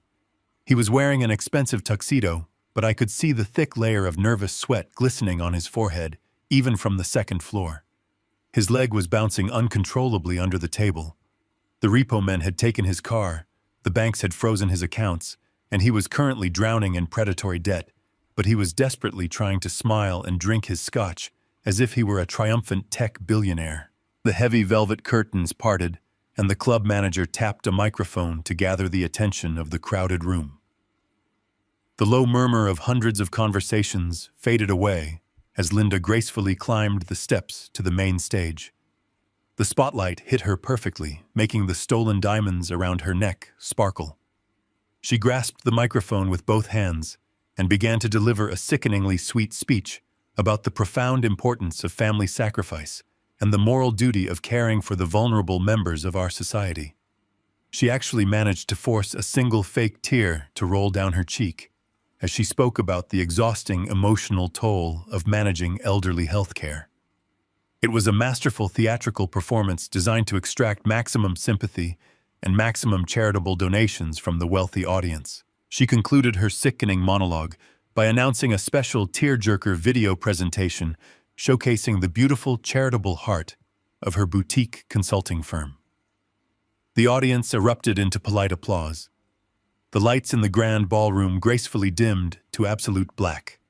The massive projector screen behind her slowly descended from the ceiling. Up in the control room, my hands moved over the digital soundboard with practiced, lethal efficiency. I did not load her heavily edited emotional video. I bypassed the main server completely and plugged my encrypted smartphone directly into the primary audio channel. I maximized the master volume dials to their absolute highest threshold, pushing the massive surround sound speakers to the very edge of their physical limits. The entire ballroom waited in hushed, reverent silence for the soft piano music of Linda's charity video to begin. Instead, a harsh, loud burst of static violently cracked through the room, followed immediately by the crystal-clear, high-definition audio recording from my dining room table. Tyler's frantic, desperate voice exploded out of the massive speakers, echoing off the crystal chandeliers with terrifying clarity. The entire ballroom heard him aggressively screaming that he did not care about my mother's hospital ward. They heard him explicitly brag about forging my signature to secure illegal high-interest bridge loans. They heard his vicious, violent threats to liquidate my family's summer cabin to save his own miserable skin. Down on the stage, Linda froze, completely rigid, her face draining of all color as if she had just seen a ghost. But the recording did not stop. It was completely unmerciful. The audio violently shifted to Linda's own voice, dripping with cruel, condescending arrogance. The hundreds of wealthy socialites, politicians, and investors listened in paralyzed, horrified silence as my wife proudly declared that forging federal loan documents was the easiest thing she had ever done. Her recorded voice echoed through the dark room, loudly complaining that dealing with a 93-year-old woman was a suffocating burden, and explicitly admitting that she had stolen hundreds of thousands of dollars as her rightful compensation for tolerating my family. She casually laughed about draining the money meant to keep my mother alive. The contrast between the benevolent charity host she pretended to be and the ruthless financial predator exposed on the audio track was absolutely devastating. The grand ballroom fell into a suffocating, terrifying silence. No one moved. No one spoke. The clinking of crystal glasses ceased entirely. The elite crowd stood utterly paralyzed, processing the explicit federal confessions of mortgage fraud, elder abuse, and premeditated forgery blasting at maximum volume. I stood in the dark control room, looking down through the glass at the total destruction of her carefully curated universe. Tyler was gripping the edges of his VIP table, his mouth hanging open in pure, unadulterated horror as his illegal business practices were broadcast to the very investors he was trying to impress. Linda dropped the microphone, letting it hit the wooden stage with a loud, piercing feedback screech. She looked out at the sea of disgusted, horrified faces, staring back at her in the darkness. Her perfect socialite facade shattered into a million irreparable pieces. The illusion was completely dead. The terrible truth had been irreversibly unleashed upon the world, and there was absolutely no place left for them to hide. The final syllables of the audio recording faded into the vast expanse of the grand ballroom. The speakers let out a low, static hum before clicking off completely. The silence that rushed in to fill the void was absolute and terrifying. It was a heavy, suffocating quiet that pressed down on the hundreds of wealthy guests standing shoulder to shoulder. Nobody moved a single muscle. The clinking of champagne flutes had ceased entirely. The soft murmurs of the city elite were completely extinguished. All eyes were fixed on the stage where my wife stood paralyzed under the bright, glaring spotlight. The heavy microphone slipped from her trembling fingers and plummeted toward the polished wooden floor. It landed with a loud, dull thud that echoed through the cavernous room like a judge bringing down a gavel. Her flawless socialite facade, the carefully constructed image of a benevolent, wealthy philanthropist, disintegrated right in front of my eyes. The people she had spent years trying to impress were now staring at her with unvarnished disgust. Local politicians stepped back from the stage, distancing themselves from the toxic, radioactive fallout of her exposed crimes. Wealthy investors who had just written massive charity checks crossed their arms and glared at her with pure revulsion. Linda opened her mouth to speak, to try and spin a web of lies to save herself, but no words came out. She was drowning in the undeniable reality of her own federal confession. I stepped out of the dark audiovisual control room and walked into the soft ambient light of the second-floor balcony. I moved toward the grand sweeping staircase that descended directly into the main lobby. My footsteps were slow, deliberate, and completely unbothered. I smoothed the lapels of my tailored charcoal suit, projecting the absolute calm authority of a man who had completely neutralized a hostile threat. As I began my descent down the wide, velvet-carpeted stairs, the massive crowd slowly turned their attention away from the stage and looked up at me. The sea of elite guests parted instinctively, creating a wide, clear path for me to walk through. They recognized that I was not a confused, vulnerable old man or a tragic victim of family abuse. They saw the cold, calculating logistics executive who had meticulously engineered the total destruction of a criminal conspiracy. I reached the bottom of the grand staircase and stood on the cold marble floor of the lobby. I did not look at Linda with anger or sorrow. I simply watched her empire burn to ash with complete emotional detachment. The suffocating silence in the room was suddenly broken by the sound of a chair violently scraping against the floorboards. Tyler had been sitting frozen at the front VIP table, his face pale and dripping with nervous sweat. The primal instinct of survival suddenly kicked in, overriding whatever tiny fraction of rational thought he had left. He realized that the predatory lenders and the frozen bank accounts were no longer his biggest problems. He was staring down the barrel of a massive federal prison sentence. He panicked completely. He shoved his chair backward, knocking over a tall, crystal centerpiece that shattered into hundreds of pieces across the floor. He turned his back on his mother and sprinted toward the main exit. He shoved past wealthy guests and terrified waiters, blindly crashing through the crowd in a desperate, pathetic attempt to escape the consequences of his extreme greed. His heavy footsteps pounded against the marble lobby floor as he rushed toward the towering mahogany double doors, expecting to burst out into the cool night air and run into the darkness. He threw his entire body weight against the heavy doors, shoving them open. But he did not find the empty driveway or the freedom of the night. He hit a solid, impenetrable wall. Standing squarely on the other side of the threshold, perfectly blocking the only exit, was Collins. My forensic accountant stood with his arms crossed over his chest, projecting the immovable strength of a concrete pillar. Flanking Collins on either side were two tall, broad-shouldered men, wearing dark professional suits. The gold badges clipped to their belts caught the light from the lobby chandeliers. They were federal agents from the Financial Crimes Division, and they had been waiting patiently for my signal. Tyler stumbled backward, gasping for air, his eyes wide with absolute horror. Before he could turn and run in the opposite direction, the two agents moved with swift, practiced efficiency. They grabbed his arms, twisted him around, and shoved him firmly against the heavy wooden door. The sharp metallic click of steel handcuffs snapping tightly around his wrists echoed loudly across the silent lobby. The lead agent spoke in a loud, clear voice, informing Tyler that he was being placed under federal arrest for extensive wire fraud, bank fraud, and conspiracy to commit mortgage fraud.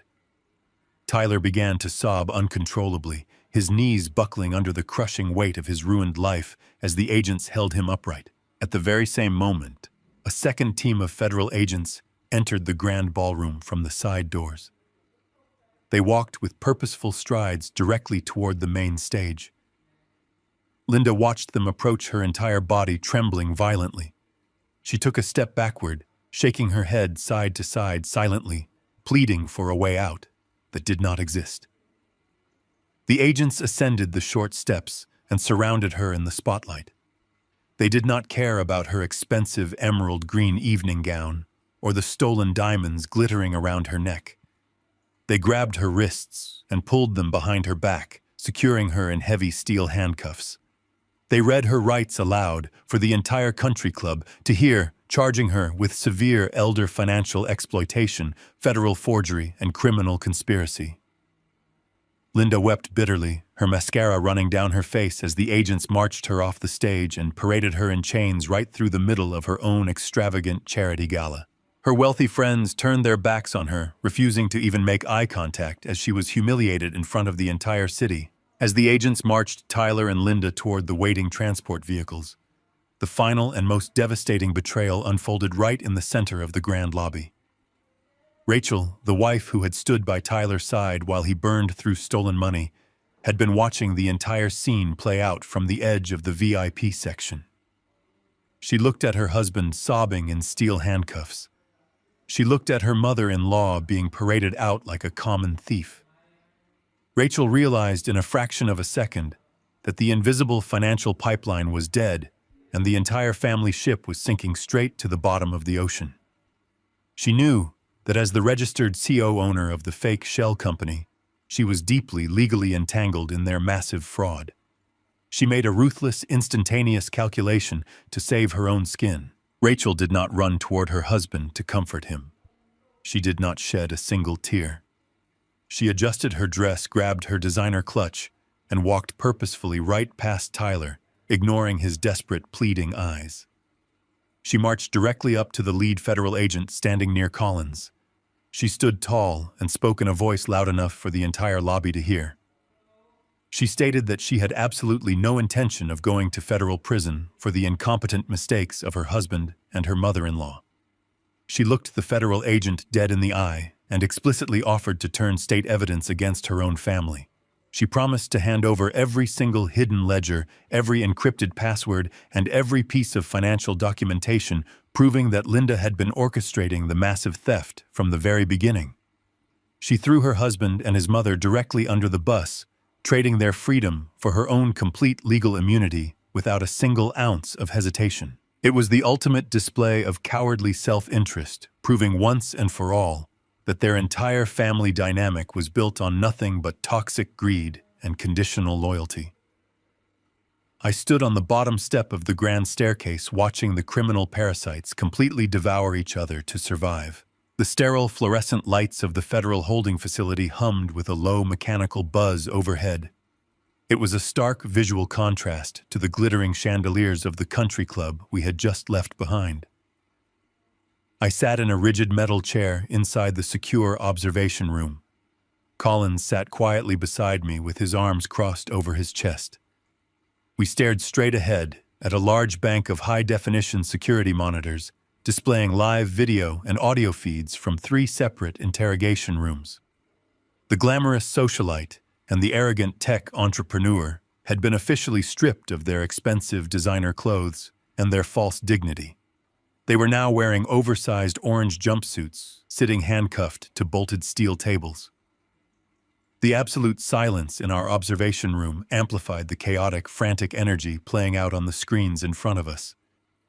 I did not feel a single ounce of pity or remorse. I only felt the cold, calculated satisfaction of watching a highly toxic ecosystem finally turn inward and completely consume itself. The federal agents had deliberately separated them into different rooms to explicitly exploit their inherent selfishness. On the left monitor, Tyler was completely unraveling. The false bravado he had displayed at the care facility was entirely gone, evaporated by the sheer reality of federal prison. He was weeping openly, his shoulders shaking, as he aggressively pointed his cuffed hands toward the mirrored two-way glass. He did not ask for a lawyer right away. He was far too desperate to save his own skin. He immediately began screaming that he had absolutely no idea how the federal bank documents were altered. He shouted that his mother was a manipulative mastermind who had completely orchestrated the entire home equity line of credit forgery without his knowledge or consent.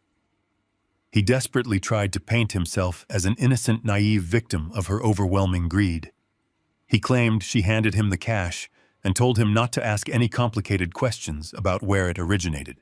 He threw the woman who had birthed him directly to the wolves, begging the federal agents for total immunity in exchange for his full cooperation against her. It was a pathetic display of cowardice, proving that his loyalty existed only as long as the stolen money continued to flow. On the right monitor, the scene was entirely different, but equally disgusting to witness. Linda sat rigidly in her metal chair, refusing to shed a single tear. Her expensive makeup was severely smudged, and her perfect hair was a tangled mess, but her extreme arrogance remained stubbornly intact. When the lead investigator presented the forged signature documents, she did not hesitate for a second. She instantly deflected the blame straight onto her only son. Her voice was cold and dripping with bitter resentment.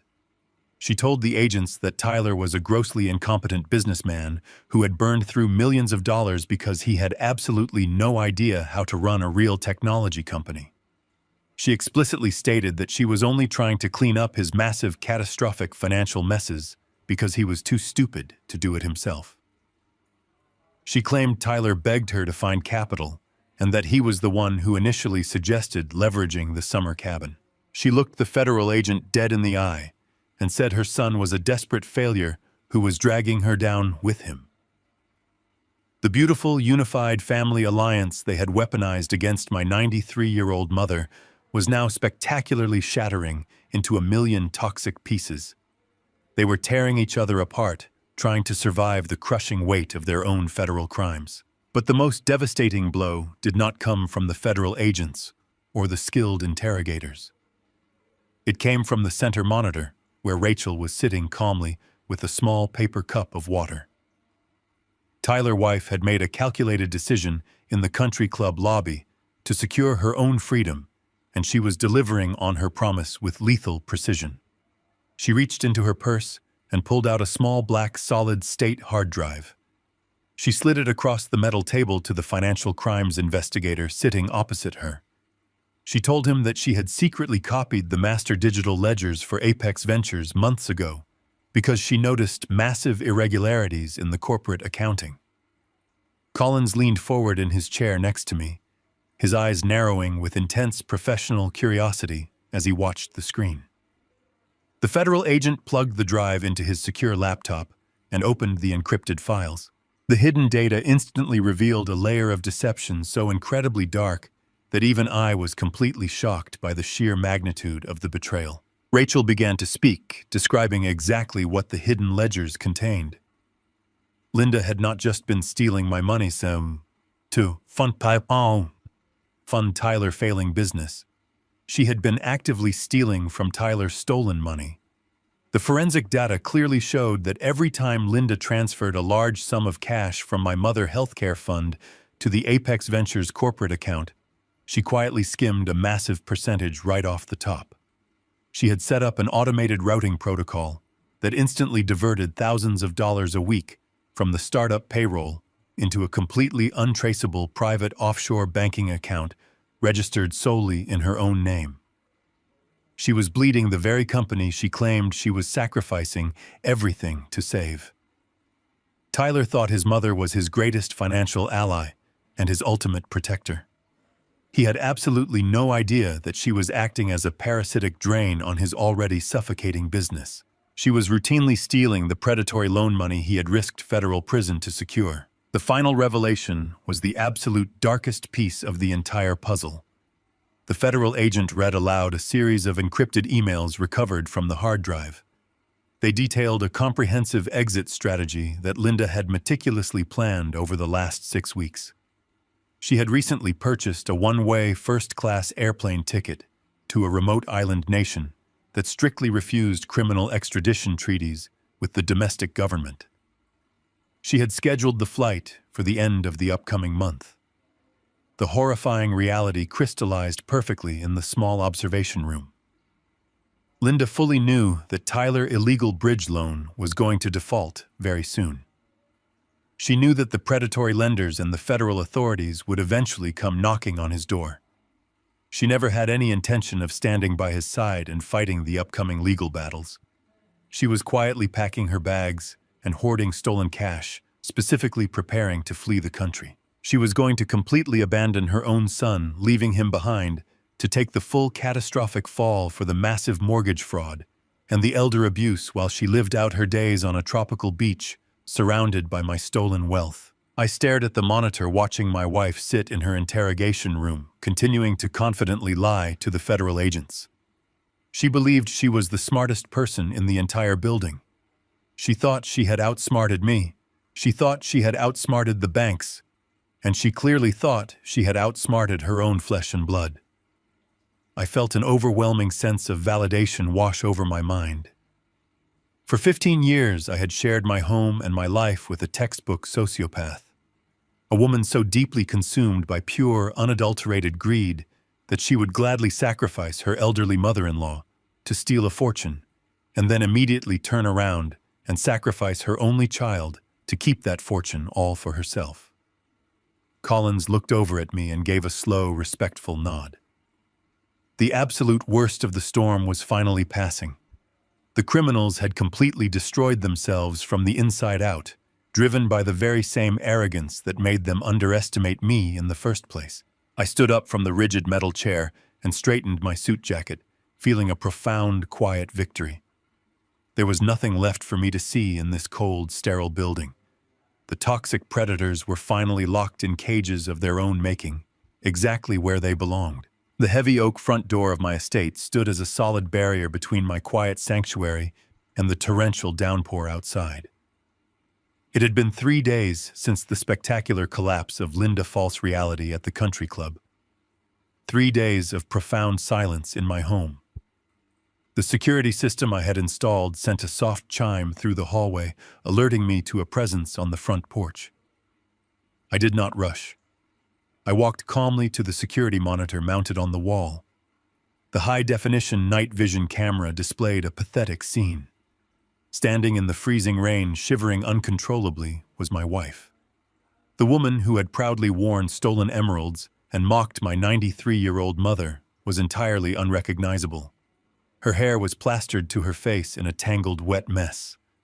The expensive designer coat she wore was completely ruined, heavy and sagging with rainwater.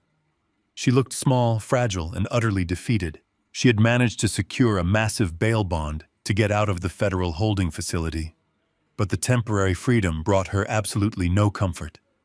She was completely isolated, stripped of her assets, and facing a devastating reality. I unlocked the deadbolt and slowly pulled the heavy door open. The freezing wind immediately whipped across the threshold, carrying the smell of wet asphalt and bitter desperation. Linda did not wait for an invitation. The absolute moment she saw my face, her legs completely gave out beneath her. She collapsed onto the hard, wet stone of the porch, dropping directly to her knees. The splash of freezing water soaked right through her ruined silk trousers, but she did not seem to care. She threw her hands forward, grasping desperately at the hem of my tailored trousers. She began to sob with a violent, hysterical intensity. Her cries echoed loudly against the brick exterior of the house, a pathetic symphony of pure terror. She looked up at me, her makeup running down her pale cheeks in dark, muddy streams, and began begging for her life. She weaponized our past, attempting to use the sacred memories of our marriage as a shield against her federal crimes. She cried out, reminding me of our wedding day on the coast, telling me how much she had loved me when we stood at the altar, and promised to protect each other forever. She pleaded with me to remember the good times, the vacations, the quiet mornings drinking coffee together. She swore that her mind had been clouded by Tyler and his massive debts, claiming she only stole the money because she was a desperate mother trying to save her failing son. She begged me to call my corporate lawyers and fix the situation to pay her legal fees and somehow make the federal agents drop the severe financial exploitation charges. She promised she would spend the rest of her life making it up to me, acting as the perfect loyal wife if I just opened my wallet one last time and saved her from going to a federal penitentiary. I stood on the porch, looking down at the woman weeping at my feet. I felt absolutely zero empathy. I did not feel a single flicker of sorrow or regret. My heart remained as steady and cold as the stone she was kneeling on. I listened to her use our wedding vows to justify her sociopathic greed, and I simply observed her performance with the detached calculation of a logistics executive. She was not crying because she felt remorse for leaving my mother to gasp for air in a broken-down car. She was not crying because she regretted stealing hundreds of thousands of dollars from my family legacy. She was sobbing uncontrollably because her grand illusion was completely shattered, and she was terrified of the severe consequences of her own actions. I did not raise my voice or offer her a single word of comfort. I let her cry into the freezing rain, allowing the pathetic weight of her begging to hang in the cold night air. Right in the middle of her hysterical pleading, a sudden vibration echoed from the inner pocket of my suit jacket. My cell phone was ringing. I slowly reached inside and pulled the device out, looking at the bright screen illuminating the dark porch. The caller identification displayed an automated notification from the county correctional facility, indicating an incoming collect call from an inmate. It was Tyler. He had not been able to secure the massive bail bond required for his release, and was still rotting inside a concrete holding cell. I looked down at Linda, who was still gasping for air on her knees. I did not decline the call. Instead, I pressed the accept button and deliberately activated the loudspeaker phone, holding the device out so the audio would project clearly into the cold, wet night. The automated voice prompt faded away, and Tyler's voice instantly blasted through the small speaker. He was weeping with a loud, ragged desperation that perfectly mirrored his mother. He did not sound like an arrogant technology entrepreneur anymore. He sounded like a broken, terrified child. He screamed my name, begging me not to hang up the phone. He sobbed uncontrollably, telling me that he was completely ruined. He frantically explained that his wife Rachel had just visited him in the visitor area of the jail. She had not come to offer him comfort or legal support. She had come to formally serve him with expedited divorce papers. She informed him that she had officially filed for complete separation and had seized every single remaining personal asset they shared to protect herself from his criminal liability. Tyler cried out that Rachel had taken the last of his savings, emptied his personal checking accounts, and left him to face the federal prosecutors entirely alone. He begged me to contact my bank and wire the necessary funds to the bail bondsman immediately. He pleaded for financial rescue, swearing that he would do anything I wanted if I just got him out of that miserable concrete cell. He told me he was terrified of the other inmates and that he could not survive another night locked in the federal detention center. He completely degraded himself over the open phone line, crying out for the very man he had plotted to declare mentally incompetent just a few days ago. I held the phone perfectly still, allowing his pathetic begging to echo across the porch. I looked down at Linda. The hysterical sobbing had abruptly stopped. She was frozen on her knees, staring at the small electronic device in my hand, with wide, horrified eyes. She was listening to the complete and utter destruction of her only child. She heard the sheer terror in his voice as he realized his wife had betrayed him, seized his money, and abandoned him to a lengthy prison sentence. The ultimate psychological blow landed with devastating precision. Linda knew exactly what Rachel had done because it was the exact same cowardly exit strategy she had secretly planned to execute herself. She had purchased a one-way international plane ticket with stolen funds, fully intending to abandon Tyler to the federal authorities while she escaped to a tropical island. Now she was forced to kneel in the freezing rain and listen to her son weep, knowing she had absolutely no money or power left to save him or herself. The toxic alliance that had threatened my family was entirely annihilated, reduced to nothing but two cowards crying into the empty darkness, hoping for a rescue that would never come. The automated voice of the county jail operator echoed briefly into the freezing rain before the connection severed entirely. I returned my phone to my pocket, moving with deliberate and unhurried precision. The torrential downpour continued to wash over the stone porch, plastering Linda's ruined hair against her pale face. I looked down at this woman who had shared my life for a decade and a half. 15 years of marriage had been reduced to a shivering, kneeling stranger weeping at my feet. I searched my own heart for a single trace of pity or sorrow, but I found absolutely nothing. I felt zero empathy. There was no anger left in my veins, no resentment, no lingering attachment. I observed her performance with the exact same emotional detachment one might have while watching a cold, predictable business transaction conclude. She was desperately waiting for me to scream, to curse her name, to demand an apology for the unimaginable betrayal she had orchestrated against my elderly mother and my family legacy. She expected fury because fury implies passion, and passion implies there is still a connection left to exploit. But I did not yell. I did not raise my voice a single fraction. The heavy silence I offered her was far more terrifying than any shouting match could ever be.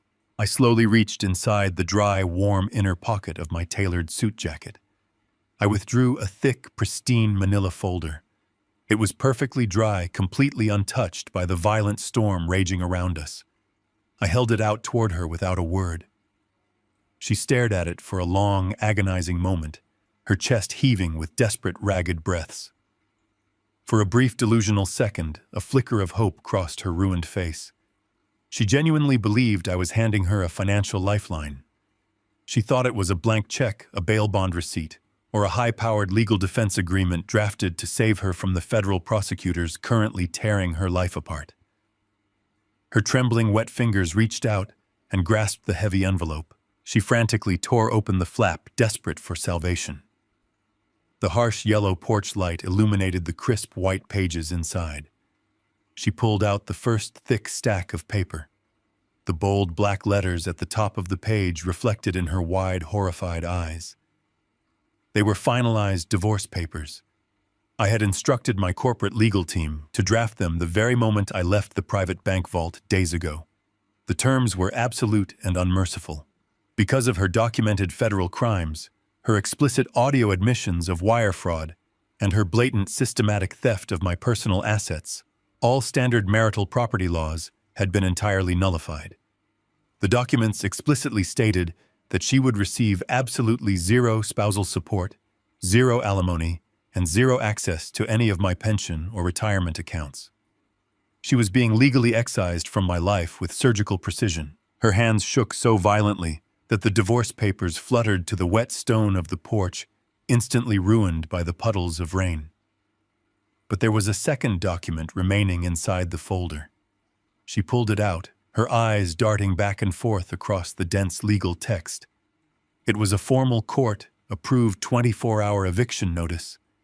She stared at the paper, her mind struggling to process the impossible information.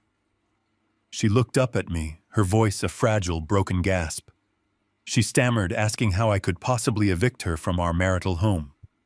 She claimed her name was on the residential documents, that she had a legal right to occupy the grand estate we had shared for over a decade. I looked down at her and calmly explained the final devastating reality of her situation. I told her that she had never owned a single brick of this estate. I explained that the massive, luxurious home she had proudly paraded in front of her wealthy socialite friends had always legally belonged to my offshore blind trust. I purchased the property through a corporate proxy long before we ever exchanged our wedding vows. Her name had never touched the actual deed. She was never a co-owner. For 15 years, she was nothing more than a highly privileged guest living in a fortress that I exclusively controlled. And now her status as a guest had been permanently revoked. She had exactly 24 hours to gather whatever cheap personal belongings she could carry before local law enforcement officers would arrive to physically remove her from the premises for criminal trespassing. The absolute finality of the legal documents crushed the very last breath of defiance out of her body. The full catastrophic weight of her complete ruin crashed down upon her shoulders. She was facing federal criminal charges. The total annihilation of her pristine social reputation was already public knowledge. She had witnessed the betrayal of her own daughter-in-law and the imprisonment of her ruined son. And now she faced the instantaneous loss of her marriage, her wealth, and her home. She was staring into an endless, terrifying abyss of poverty and absolute isolation. She began to hyperventilate. The cold air caught in her throat in sharp, panicked gasps. She clutched the eviction notice to her chest, the wet paper crumbling in her fists. She looked up at me, her eyes completely devoid of the cruel arrogance she wore like a crown just days ago.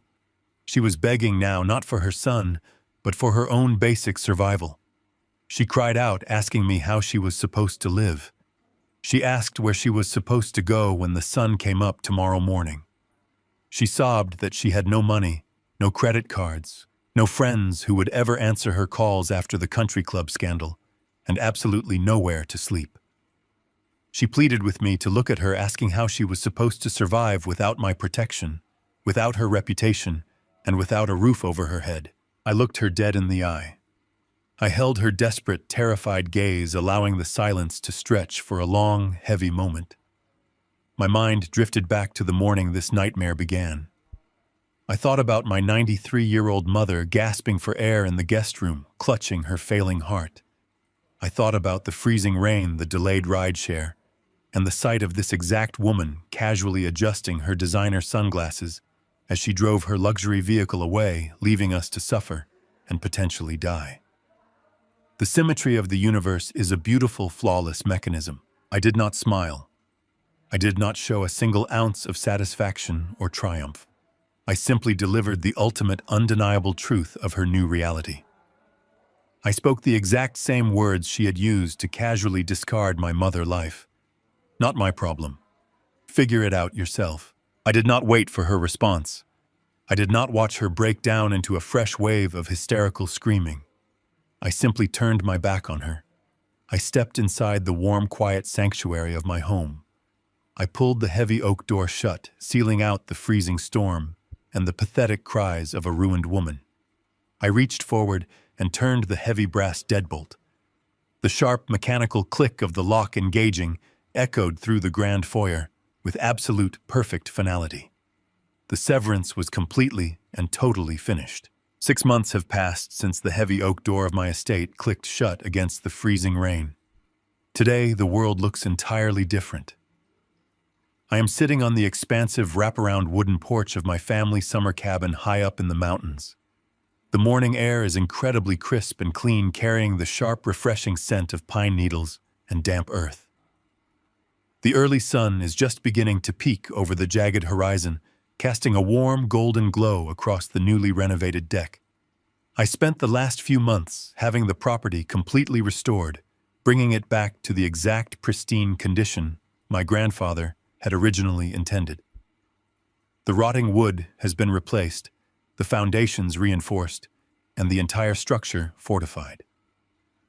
It stands as a beautiful, unshakable monument to my family legacy, entirely free from the predatory liens that once threatened to tear it down. Sitting directly to my right, in a state-of-the-art motorized wheelchair, is my 93-year-old mother, Betty. She is wrapped comfortably in a thick woolen blanket to keep the mountain chill away from her fragile shoulders. Her color has completely returned. The pale, terrifying gray of that rainy morning has been replaced by a healthy, vibrant warmth. The emergency valve replacement surgery was an absolute success, and her recovery was nothing short of miraculous. Right now, she is resting a cup of herbal tea on her lap, smiling a bright, genuine smile as she watches a pair of blue jays bickering over the seeds in the bird feeder I hung from the eaves.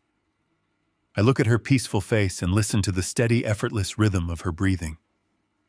The stark contrast between this serene morning and the terrifying chaos of the hospital waiting room fills my chest with an overwhelming sense of profound gratitude. I bring a heavy ceramic mug to my lips and take a slow, deliberate sip of my black coffee. The bitter, earthy taste grounds me in the present moment. I look out over the vast expanse of towering trees and quiet rolling hills stretching out below our property. The absolute silence of the mountain is a beautiful reward after the deafening noise of the past half year. The toxic parasites that had attached themselves to my life and my wealth have been completely and permanently excised. The legal aftermath was swift, brutal, and utterly merciless, exactly as I had intended it to be. Linda is currently serving a severe mandatory federal sentence in a high-security correctional facility. Her highly publicized trial was an absolute spectacle of humiliation. The audio recordings capturing her explicitly admitting to wire fraud, elder financial exploitation, and federal forgery left her expensive defense attorneys with absolutely zero room to maneuver. The judge was completely repulsed by her arrogant lack of remorse and handed down a sentence that guaranteed she would spend the next decade staring at concrete walls. Her pristine tailored suits and emerald evening gowns have been permanently replaced by standard-issue prison uniforms. The country club socialite who believed she was untouchable now lives by a rigid institutional schedule dictated by guards and sirens. She lost every single friend, every ounce of her fabricated reputation, and every dollar she had ever stolen. Her grand illusion was burned to the ground and scattered into the wind. Her son Tyler faced an equally devastating but uniquely humiliating reality. When his wife Rachel formally turned state evidence against him and seized what little personal assets they shared, his entire defense collapsed. The federal prosecutors showed him zero leniency for his role in the mortgage fraud and the corporate embezzlement. However, instead of a lengthy prison term, the judge ordered a combination of short-term incarceration followed by a massive crushing mandate of court-ordered financial restitution. Tyler was forced into absolute total bankruptcy.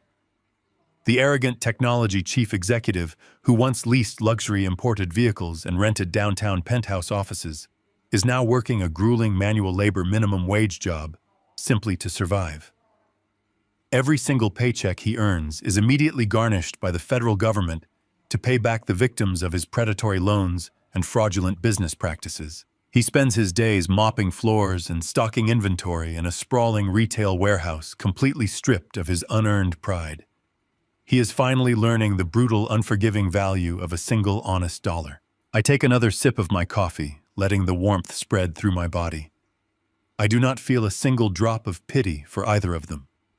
They dug their own graves with the shovels of their unimaginable greed. By attempting to destroy my family, they inadvertently gave me the exact clarity I needed to redefine my entire future. With the toxic elements permanently removed from my life, I realized I had an enormous amount of capital and a very specific set of specialized skills that were no longer tied up in defending my own home. I remembered the sheer terror I felt when I discovered the final collection notice at the hospital. I remembered the sickening realization that my mother was being financially bled dry by someone she trusted. I knew in my heart that there were thousands of other elderly individuals out there facing the exact same quiet, invisible nightmare without a wealthy son to suddenly step in and save them. So I took action. Last month, I officially established a brand new, heavily funded legal foundation. I transferred a massive portion of my offshore blind trust directly into this new philanthropic entity. The sole dedicated purpose of the organization is to aggressively protect the elderly from familial financial abuse. I did not just hire standard social workers. I brought in Collins, my ruthless forensic accountant, as the chief director of investigations. I hired a team of the most aggressive prosecuting attorneys I could find in the state. We actively hunt down the predators who hide behind the guise of loving family members. We audit suspicious powers of attorney, we trace stolen pension funds, and we completely dismantle the deceptive schemes used to rob the vulnerable. The very same tactical precision I used to destroy Linda and Tyler is now being weaponized to save countless other grandmothers and grandfathers from facing the darkness alone. I look over at Betty. She turns her head and catches my eye, offering a warm, knowing smile. She reaches out her thin hand from under the woolen blanket and rests it gently on my arm. I place my hand over hers, feeling the steady, strong pulse of her heartbeat. The storm that threatened to drown us is entirely over. The dark clouds have completely broken, and the sky above us is nothing but a brilliant, endless blue. My wealth is entirely secure, heavily protected by ironclad trusts, and utilized for a profoundly righteous purpose. My mother is absolutely safe, surrounded by the best medical care and the deepest love I can provide. Most importantly, Tyre, my life is entirely, undeniably my own again. I am no longer funding a beautiful lie. I am no longer sleeping next to an enemy. I am a man who stared directly into the face of absolute betrayal and refused to blink. I finish the last drop of my coffee, set the mug down on the wooden railing, and take a deep breath of the clean mountain air. The future stretches out before me, unburdened, bright, and completely free. The most profound lesson this entire ordeal taught me is that unconditional love should never be equated with unconditional financial access. We often blind ourselves to the toxic, predatory behaviors of those closest to us, dangerously mistaking their financial parasitism for familial dependency. True family is not defined by a marriage certificate or shared bloodlines, but by mutual respect, genuine loyalty, and unwavering empathy during your darkest hours. Setting merciless absolute boundaries is not an act of cruelty. It is the ultimate act of self-preservation. When you finally sever the purse strings, the parasites will always expose their true faces. If this story gave you the courage to stand up to toxic manipulation and protect your own peace, please hit the like button, subscribe to the channel, and share your own experiences in the comments below.